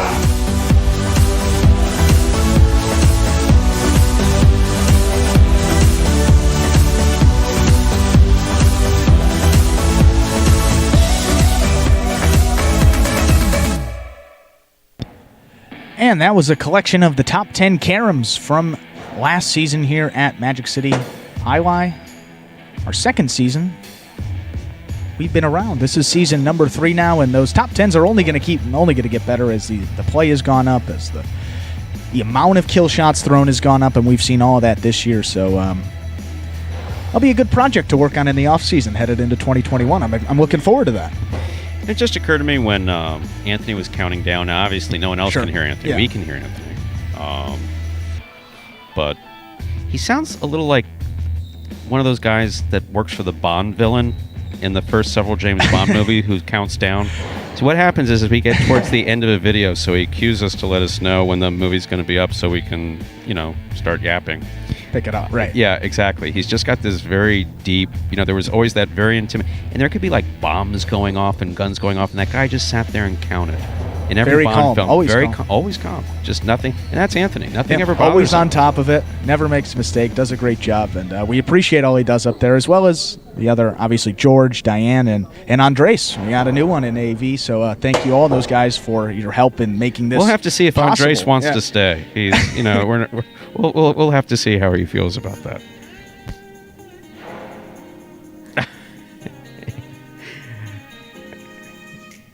You're welcome, Anthony.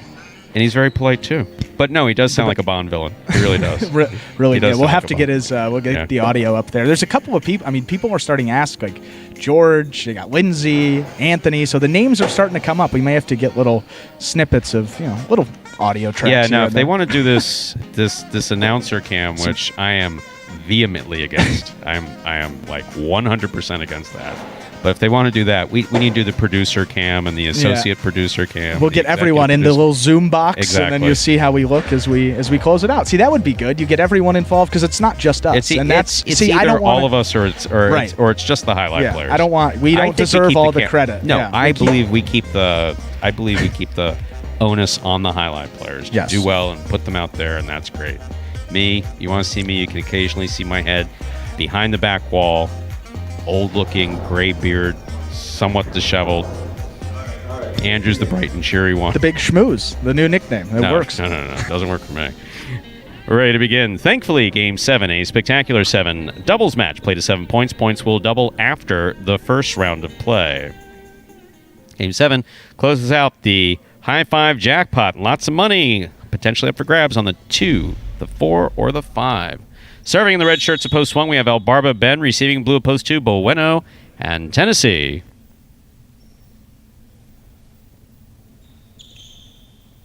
There's the serve. We begin Game 7.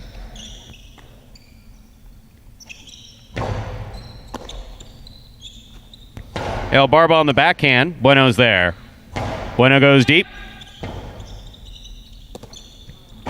Robote to the overhead rail. Out of play. Point 2.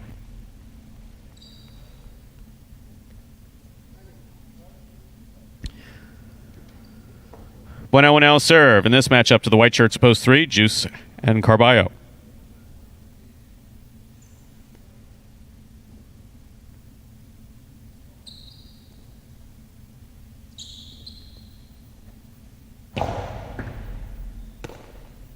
Powerful backhand by Carballo. Tennessee with a great catch at the 12 line.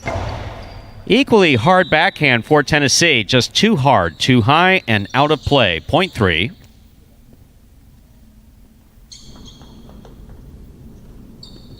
In this matchup, Juice serves to the green shirts of post 4. We have Diaz and Anderluck.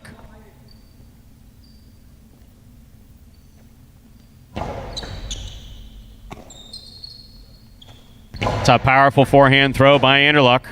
Robote left side to the inside. Beautifully thrown by Carballo.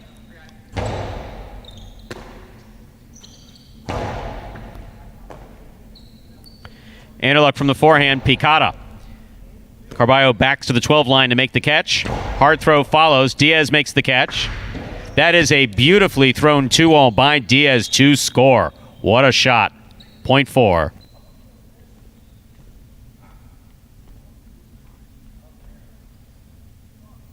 Black shirts at post 5 receive. Lamonte and Douglas.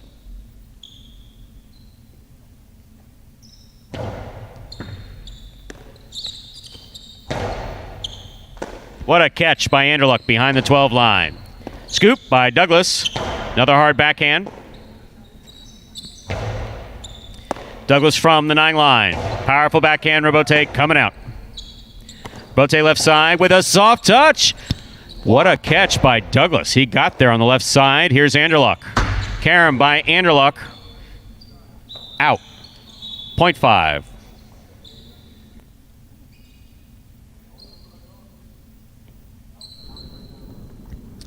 Yellow shirts at post 6 receive. Here is CRB and Vuelo.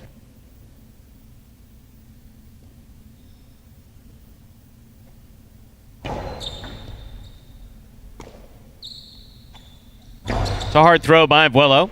Douglas makes the catch.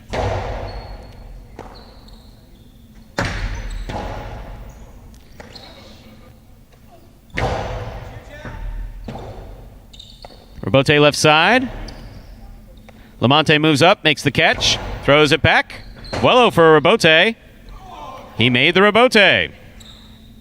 Here's Douglas, midcourt. Hard throw. Vuelo was there, could not bring it in, 0.5.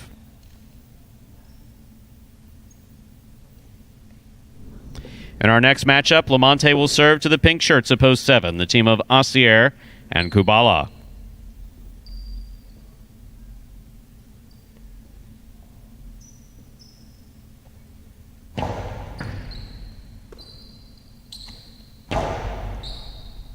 Douglas on the forehand behind the 13 line. Tough catch. Karam scores 0.7. Here now to complete the first round and receive, wearing the purple shirts of post 8. Cool Fitness and Jeden receive.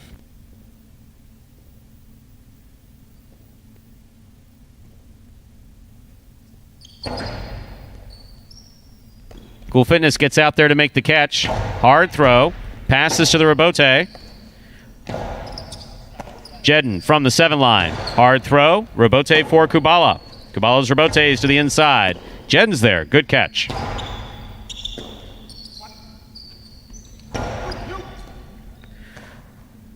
Cool Fitness from the forehand. 0.8.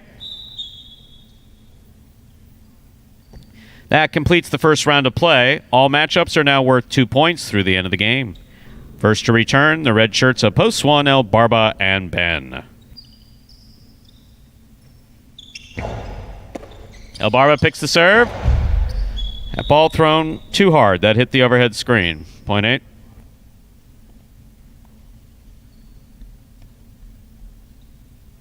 Eight with 3 points. Jeden serves to the blue of post 2, Bueno in Tennessee.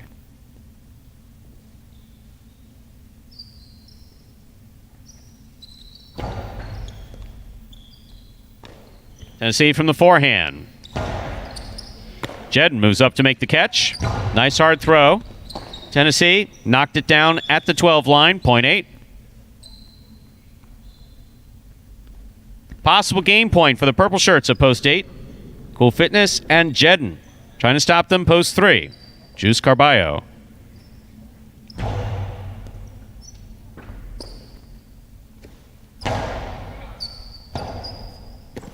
Robote beautifully saved by Jeden. That was a tough save. Great catch by Jeden. Back at the 11 line, Carballo. Hard to the inside. Cool Fitness makes a good catch.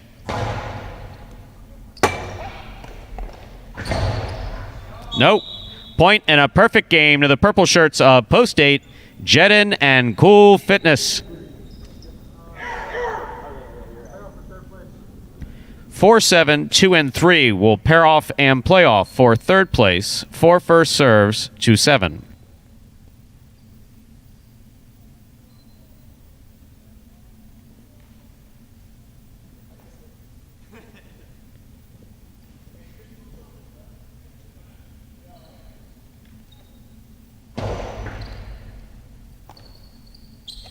Powerful backhand by Kubala. What a catch by Anderluck on the forehand. He rolls out with it and scores and gets out of the way and stays healthy and lives to fight another day. 0.4.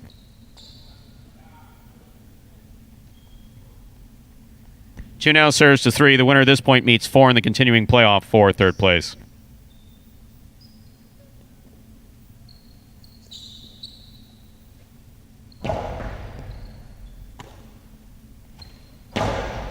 It's a hard backhand by Carballo. Bueno makes the rebote. Carballo makes the catch. Cortada.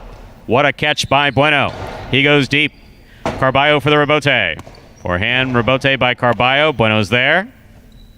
Bueno puts it back to the inside. Carballo for the rebote. That's a nice rebote by Carballo. That scores 0.3. 4 serves 3. This is for third place.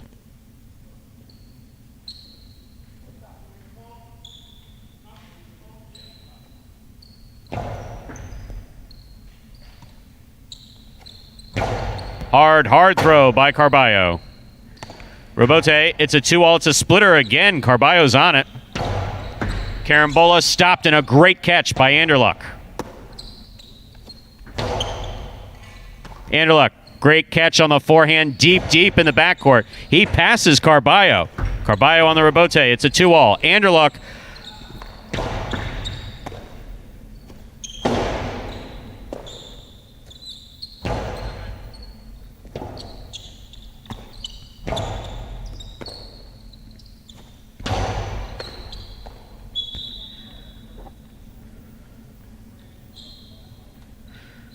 Point, third place finish, post 4. Unofficial order finish, 8-5-4.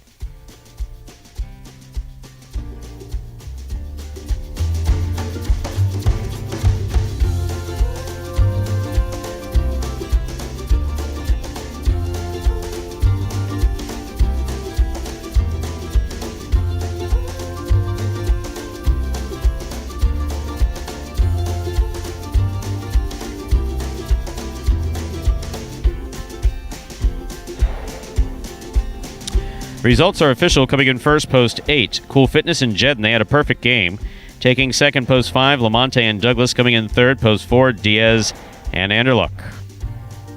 8-5-4 is the official order of finish for Game 7.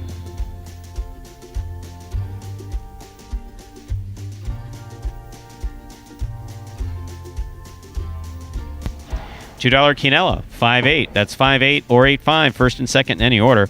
35-60. The trifecta, 8-5-4. First, second, and third place finishing 765-20.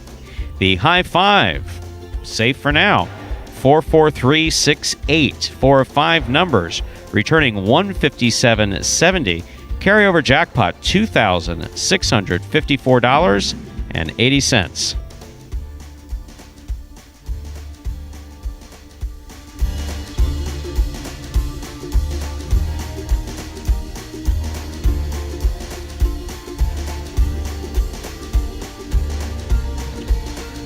Up next, Game 8.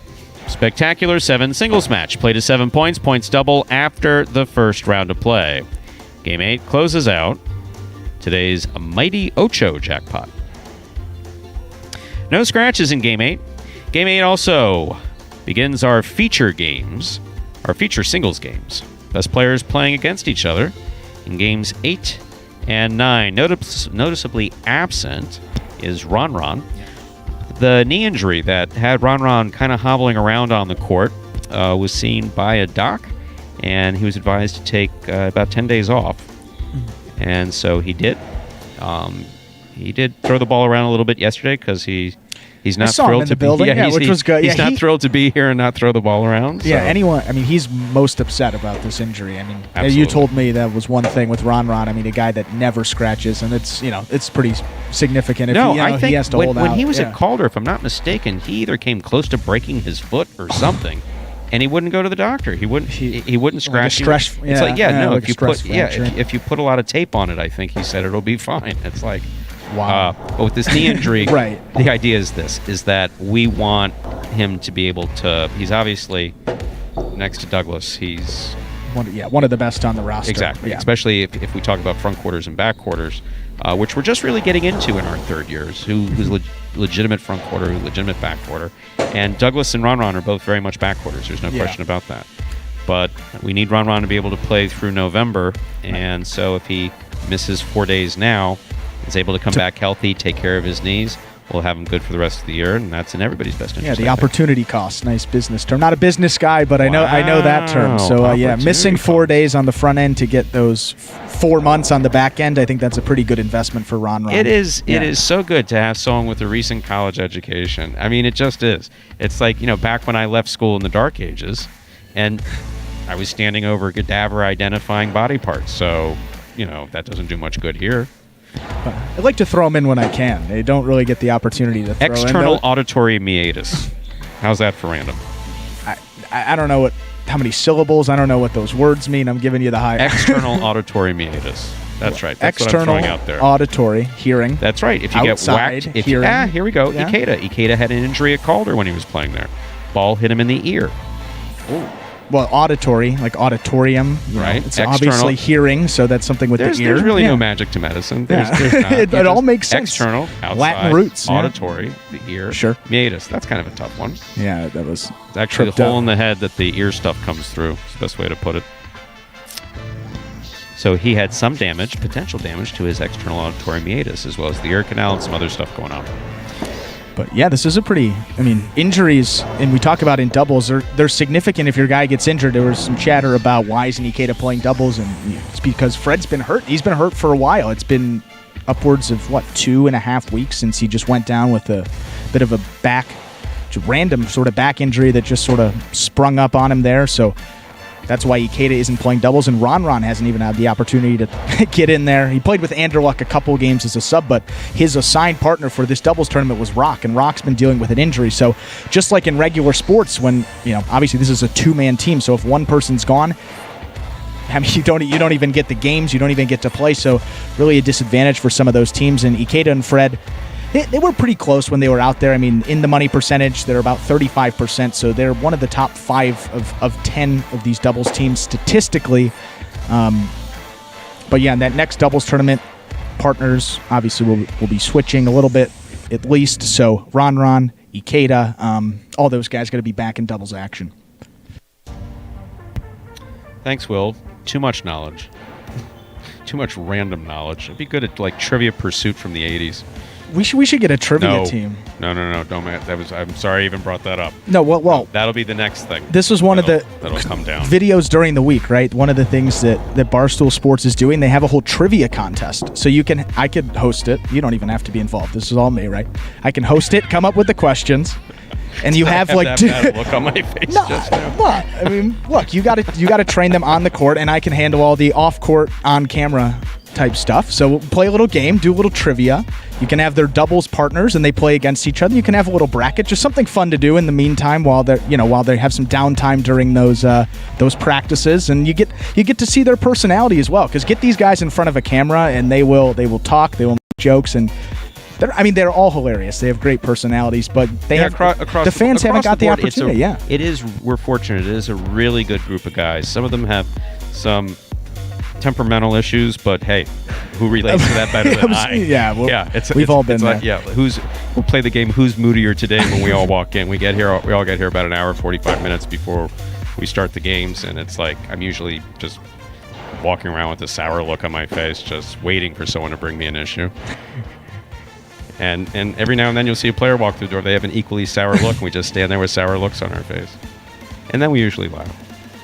A lot of laughs, always. Definitely a lot of laughs. A lot of non-steroidal anti-inflammatories. A lot of yeah. In highlight, I'm serious. Soft tissue injuries are just it. Running around on the concrete on your knees. It's not all these guys are in their 20s. They're not all Douglas. Even Douglas has some significant aches and pains. That elbow takes it when he throws that fall down rebote. It looks good, but we never taught it because we don't want you to do it. You're potentially going to hurt yourself. Right. And I think this season, too, the injuries have been a little more prevalent than they were last season. Maybe that's just a pace thing and guys being a little more aggressive and giving that 110% that we like to see. But I'm rambling as Game 8 is about to start, Stu. Ready to begin our 8th game, a spectacular 7 singles match. Played to 7 points. Points double after the first round of play. Serving in the red shirt of post 1, we have Ben. Receiving in the blue of post 2, Douglas.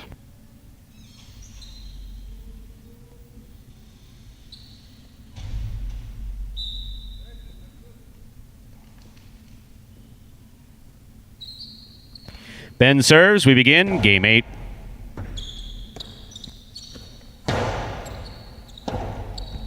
Rebote just missed by Ben. Point 2. Receiving, white shirt of post 3, Anderluck.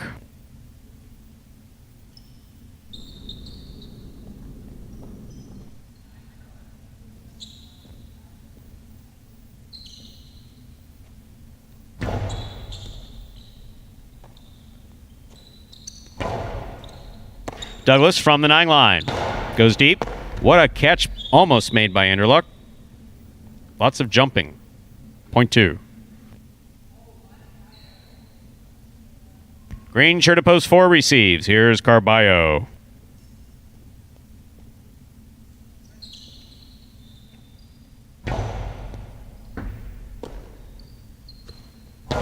Nice throw by Carballo to the Chula. Beautiful throw by Carballo. Point 4.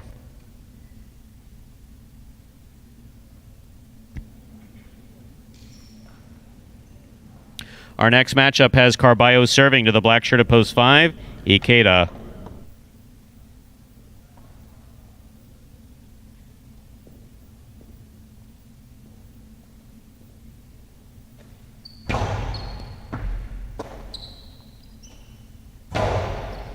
Scoop by Carballo. Low and hard on the return. Ikeda's there. Forehand rebote by Carballo. Nice and high to the front wall. Carballo sets. Forehand rebote. Midcourt placement picked up by Ikeda. He goes deep. Forehand rebote. Great catch by Carballo.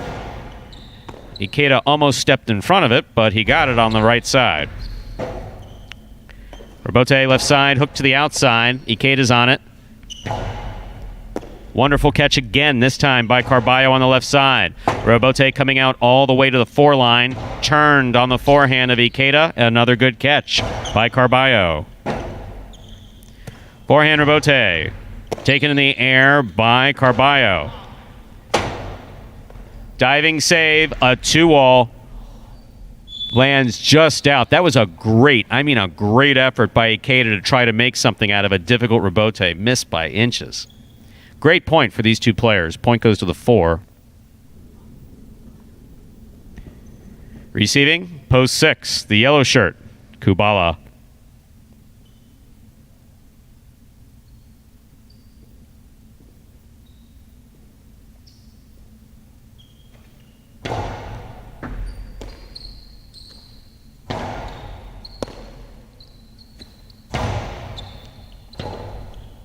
Rebote left side by Kubala. Carballo's got it. Middle of the court. Hard to the inside. Got him. Point 4. Carballo with 3 straight points. He now serves to post 7. In the pink shirt, we have El Barba.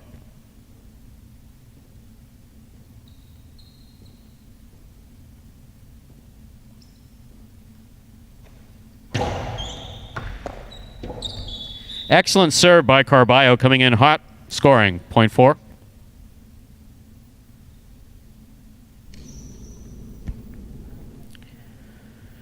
Our next matchup has Carballo serving with 4 points to post 8, Bueno.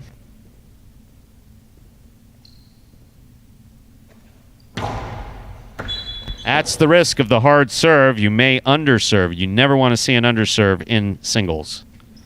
Point 8. That completes the first round of play. All matchups are now worth 2 points. Here's post 1, Ben.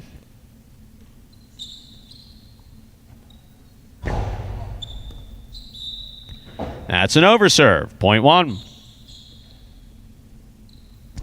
Ben has 2 points. He serves the returning a 3-post, Anderluck.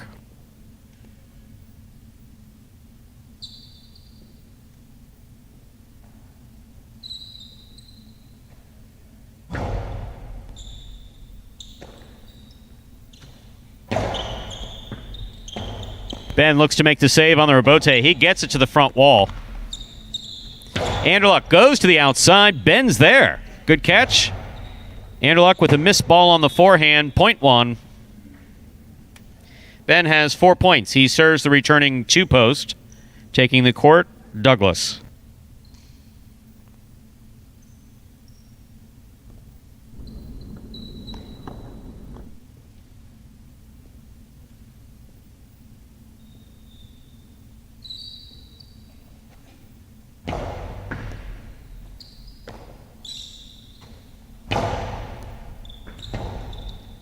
Rebote missed midcourt, point 2. Douglas with 4 points. He now serves to post 5 in the black shirt. We have Ikeda returning.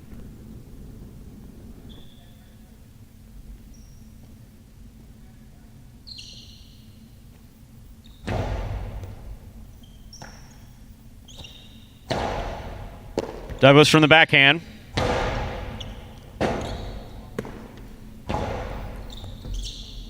That ball took a nice little bounce there at the end. Douglas was there to take it on the left side. Hard throw. Into the Chula. Came out enough. Not enough for Robote. Point two. And Ikeda says he doesn't want Douglas's help to get up. Ooh. Point two. Possible game point for post two. Douglas. Trying to stop him. Kubala.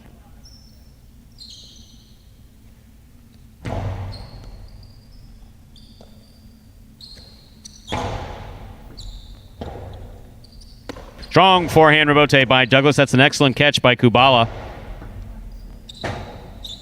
Rebote left side, just above the pad. Kubala's on it, winds up. Back inside he goes. Douglas is there. Hard throw, taken in the air by Kubala. Kubala goes deep.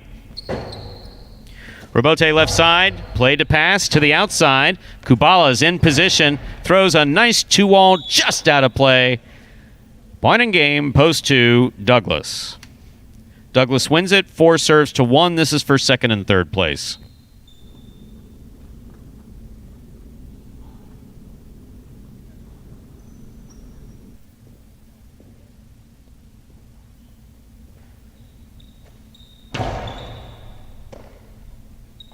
Big backhand by Ben. That's a beautiful throw. Rebote comes all the way to the 4 line. Carballo trying a soft, spinny something.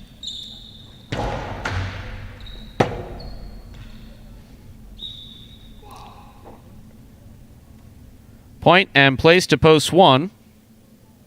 4 shows. Unofficial order finish 2-1-4.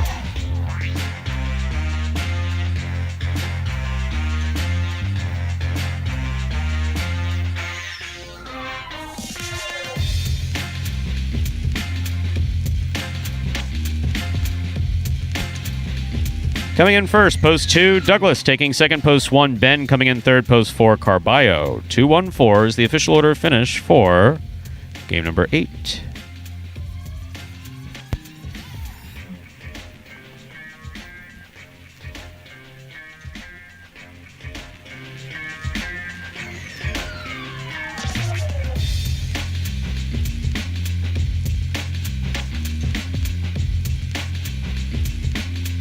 And we'll have your prices up here in just a moment. For fans of the mighty Ocho, we'll get to those in a minute. Screen rolled. $2 Quinella 1-2. That's 1-2 or 2-1. First and second in any order. 36.60. Trifecta 2-1-4. 150 even.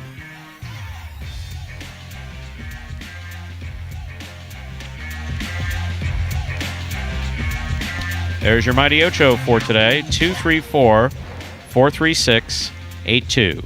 4 of 8 numbers returning $24.40.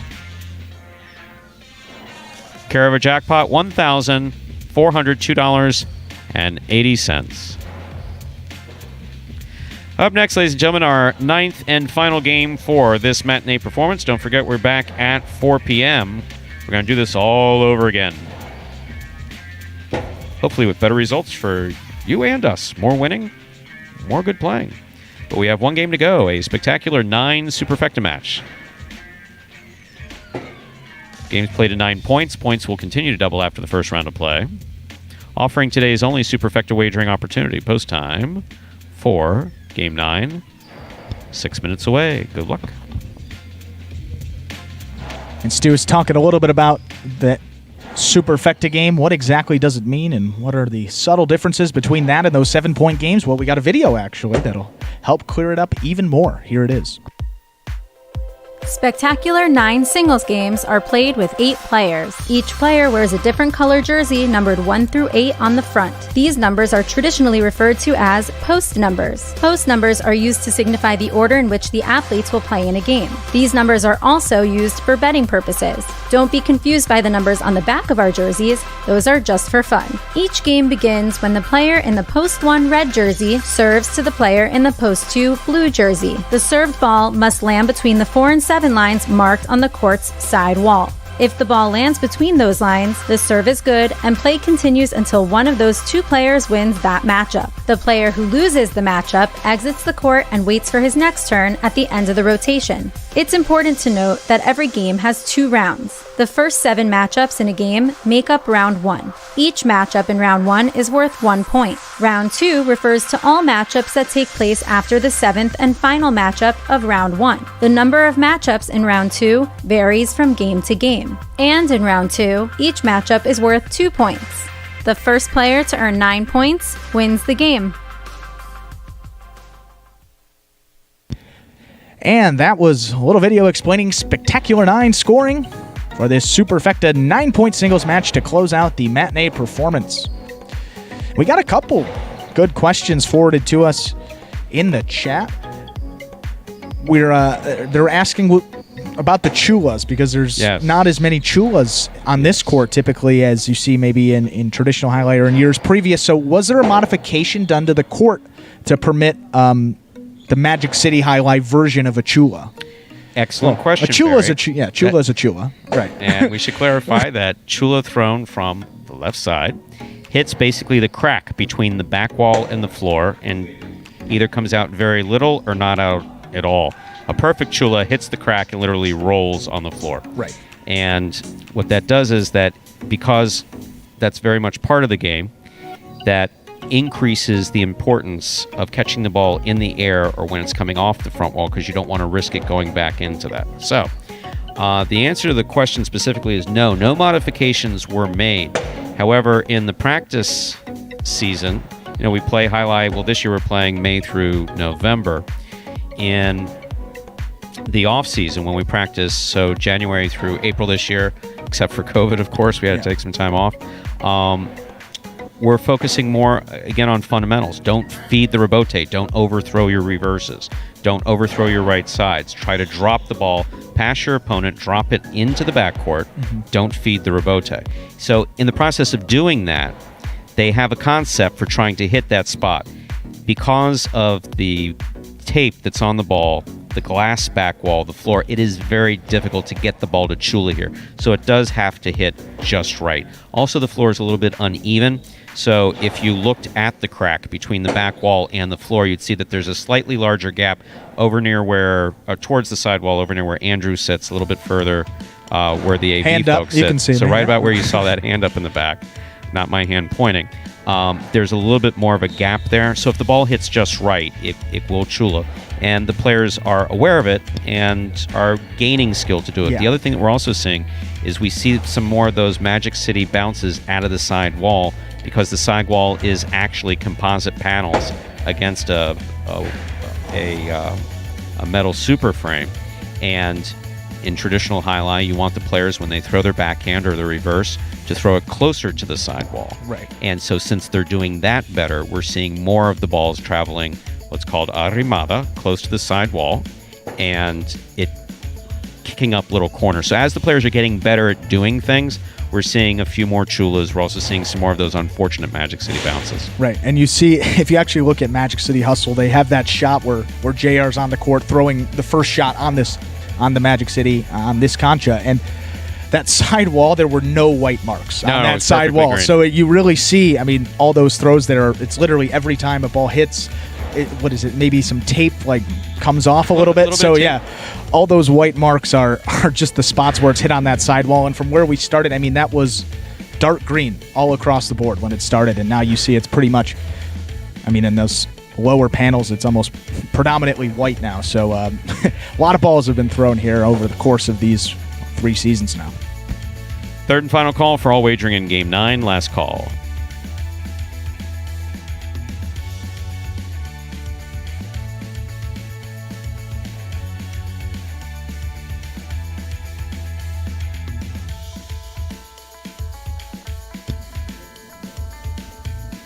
Quick little stats update while we got a second. Douglas in the money, 5 of 5 games this week, looking to keep that 100% in the money streak alive in this game, playing out of post number 8. See if he can do that. Game number 9. We are ready to begin our 9th game, a spectacular 9 Superfecta match. This game is played to 9 points. Points double after the first round of play. Serving in the red shirt of post 1, we have Kubala. The first matchup has Kubala serving to the blue of post 2, Jedin.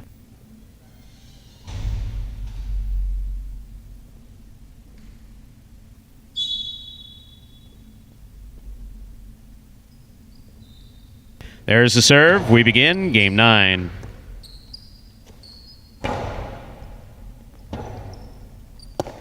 Nice forehand, Rebote. That scores for Kubala. Point 1.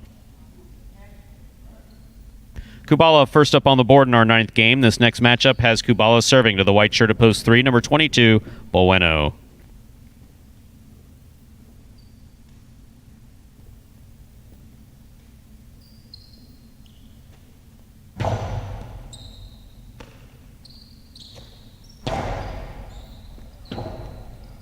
That's a nice Rebote save by Kubala.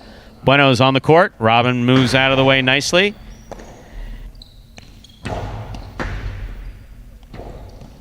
Point 1.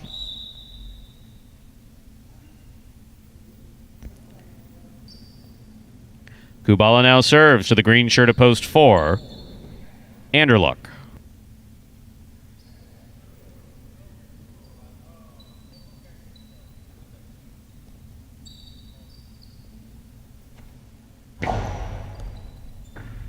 That's an excellent serve by Kubala. Got a lot of bounce out of that. He missed the scoop, however, and the point goes to the 4. Black shirt at post 5 receives. Here's Ben.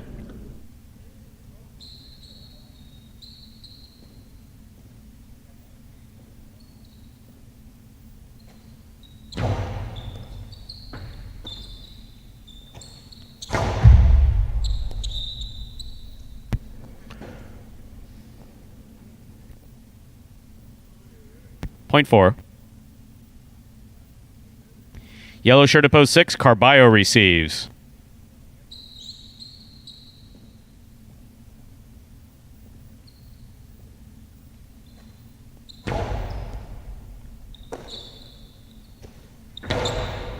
Backhand clipped the side wall. Anderluck took it on the forehand.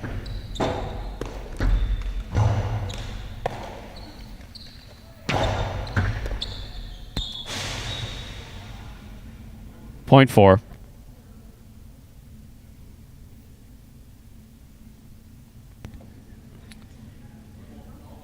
Here's post 7 in the pink shirt, Ikeda.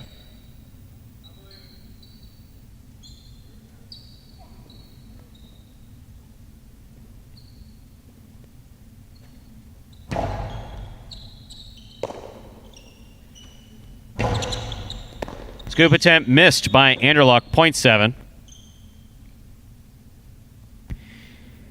Here now to complete the first round and receive, wearing the purple shirt at post 8, Douglas.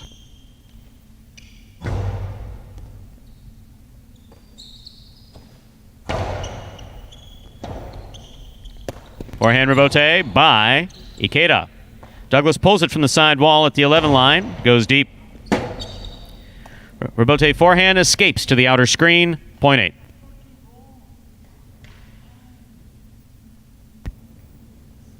That completes the first round of play. All matchups are now worth 2 points. First to return, post 2, Jedin.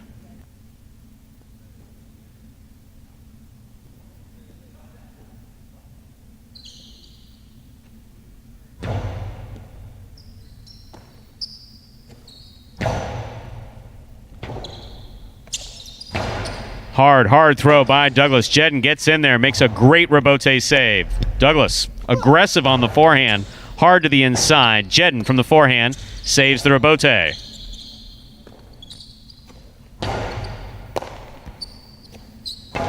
Jedin goes deep. Strong forehand Rebote fired by Douglas, and that's a great Rebote save by Jedin. That scores point 2. Well played point for these two players.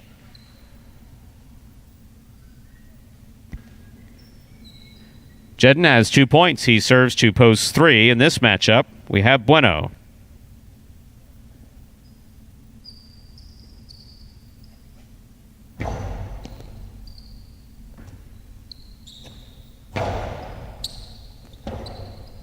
Rebote left side, fired by Jedin. Bueno's got it in the middle of the court, but dropped it. Point 2.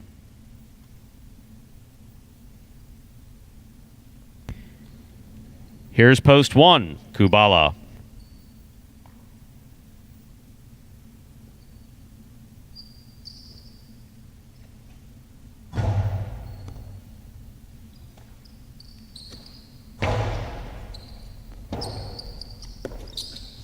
Up, up, and away. That escape from him hit the overhead screen. Point one.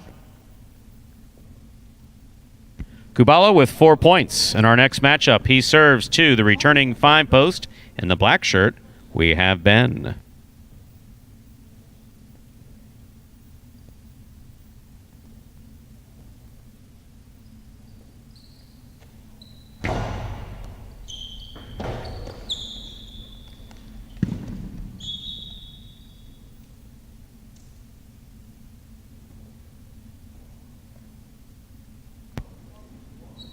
Point one.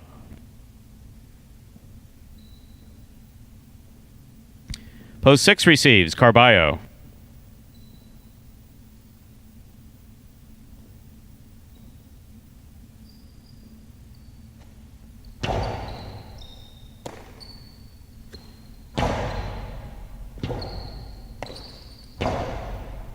Carballo on the forehand. Low and hard to the inside. That scores. Point 6. 6 is on the board with 2 points. Here's post 4, Anderluck.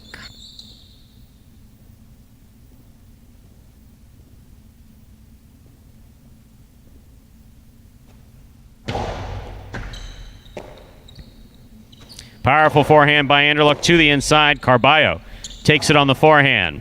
Scoop attempt missed. Robote's second effort is good. That ball makes it to the front wall. Anderluck's on his feet. Anderluck with a hop makes the catch. Hard throw passes to the Robote. Soft 2-all. Gonna score for Carballo, point 6. Carballo has 4 points in this matchup. He serves to Ikeda in the pink of post 7.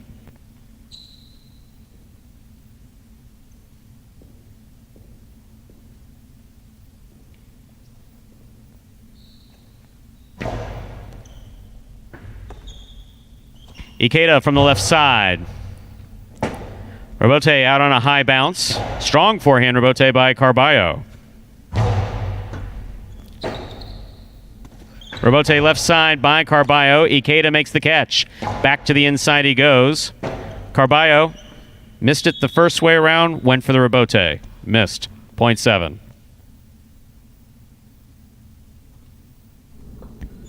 Ikeda has 3 points. In this matchup, he serves to post 8. The purple shirt, Douglas.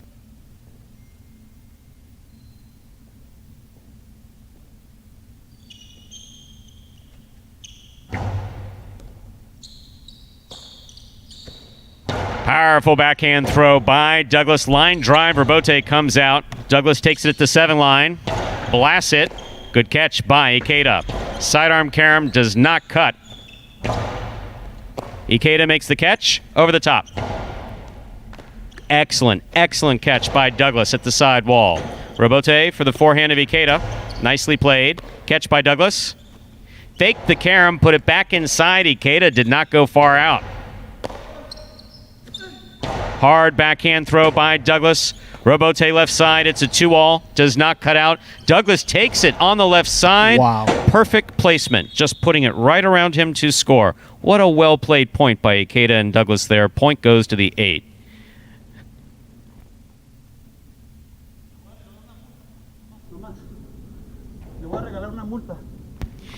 Douglas has 3 points. Here's post 3. Bueno.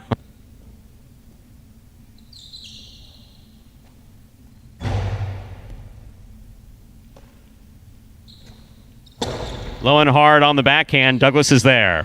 Powerful, powerful backhand by Douglas. Bueno. Turns into a nice 2-all Robote. Douglas makes the catch. Douglas throws it about 1,050 miles an hour on that one and scores. Point 8. Douglas has 5 points, but remember, 9 points needed to win a Superfecta game. Here's post 2. Jedin.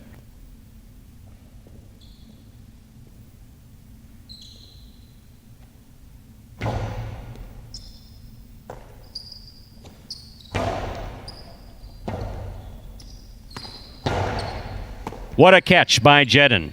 Nice throw. Robote coming out. And scoring. Point 2. Jedden's on the board with 6 points. He serves to the returning 5-post Ben.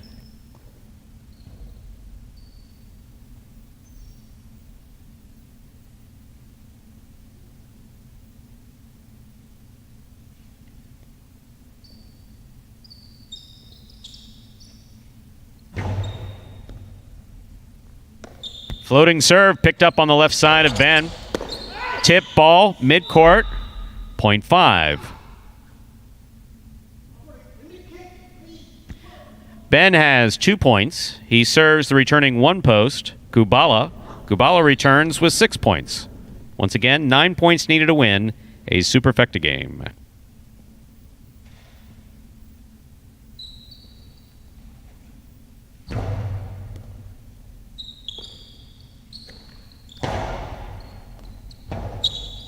Forehand rebote saved by Ben at the 8 line. Kubala steps in. Good pickup by Ben on the forehand.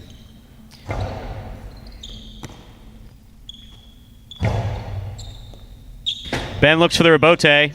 Difficult rebote save. Falls short of the front wall, 0.1. Possible game point for the red shirt of post 1, Kubala. Trying to stop him, post 4, Anderluck.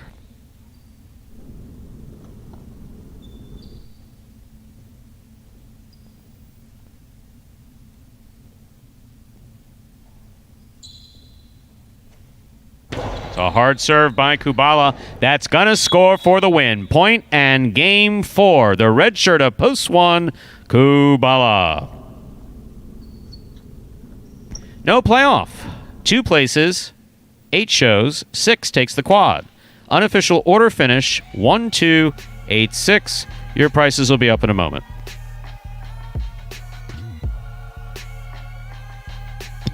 Kubala usually does his the patented bicep kiss on the court, but he's moved it to the cage because there's a little closer camera. You can actually see the tattoo, and because at first I was like, "What? Is he just kissing his arm?" That's maybe a strange celebration, but no, he's kissing a Jai-Alai tattoo, if I'm not mistaken. Yes. And you got to see that in that we established cage that cam. last year. He's not kissing his bicep.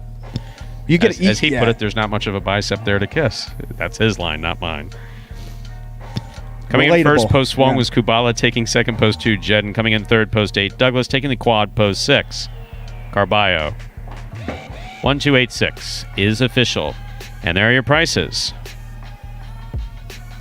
$2 Quinella, 1-2. That's 1-2 or 2-1. First and second any, $4 even. Trifecta, 1-2-8, $475.80. Consolation, the Superfecta, 1-2 all. Once again, 1-2 all, $31.77. And basically what that means is that no one had 1-2-8-6 in the Superfecta or 1-2-8. So it's 1-2 all, $31.77. That's how you wind up with alls. There's a respectable win price, 1 to win, returning $19.60.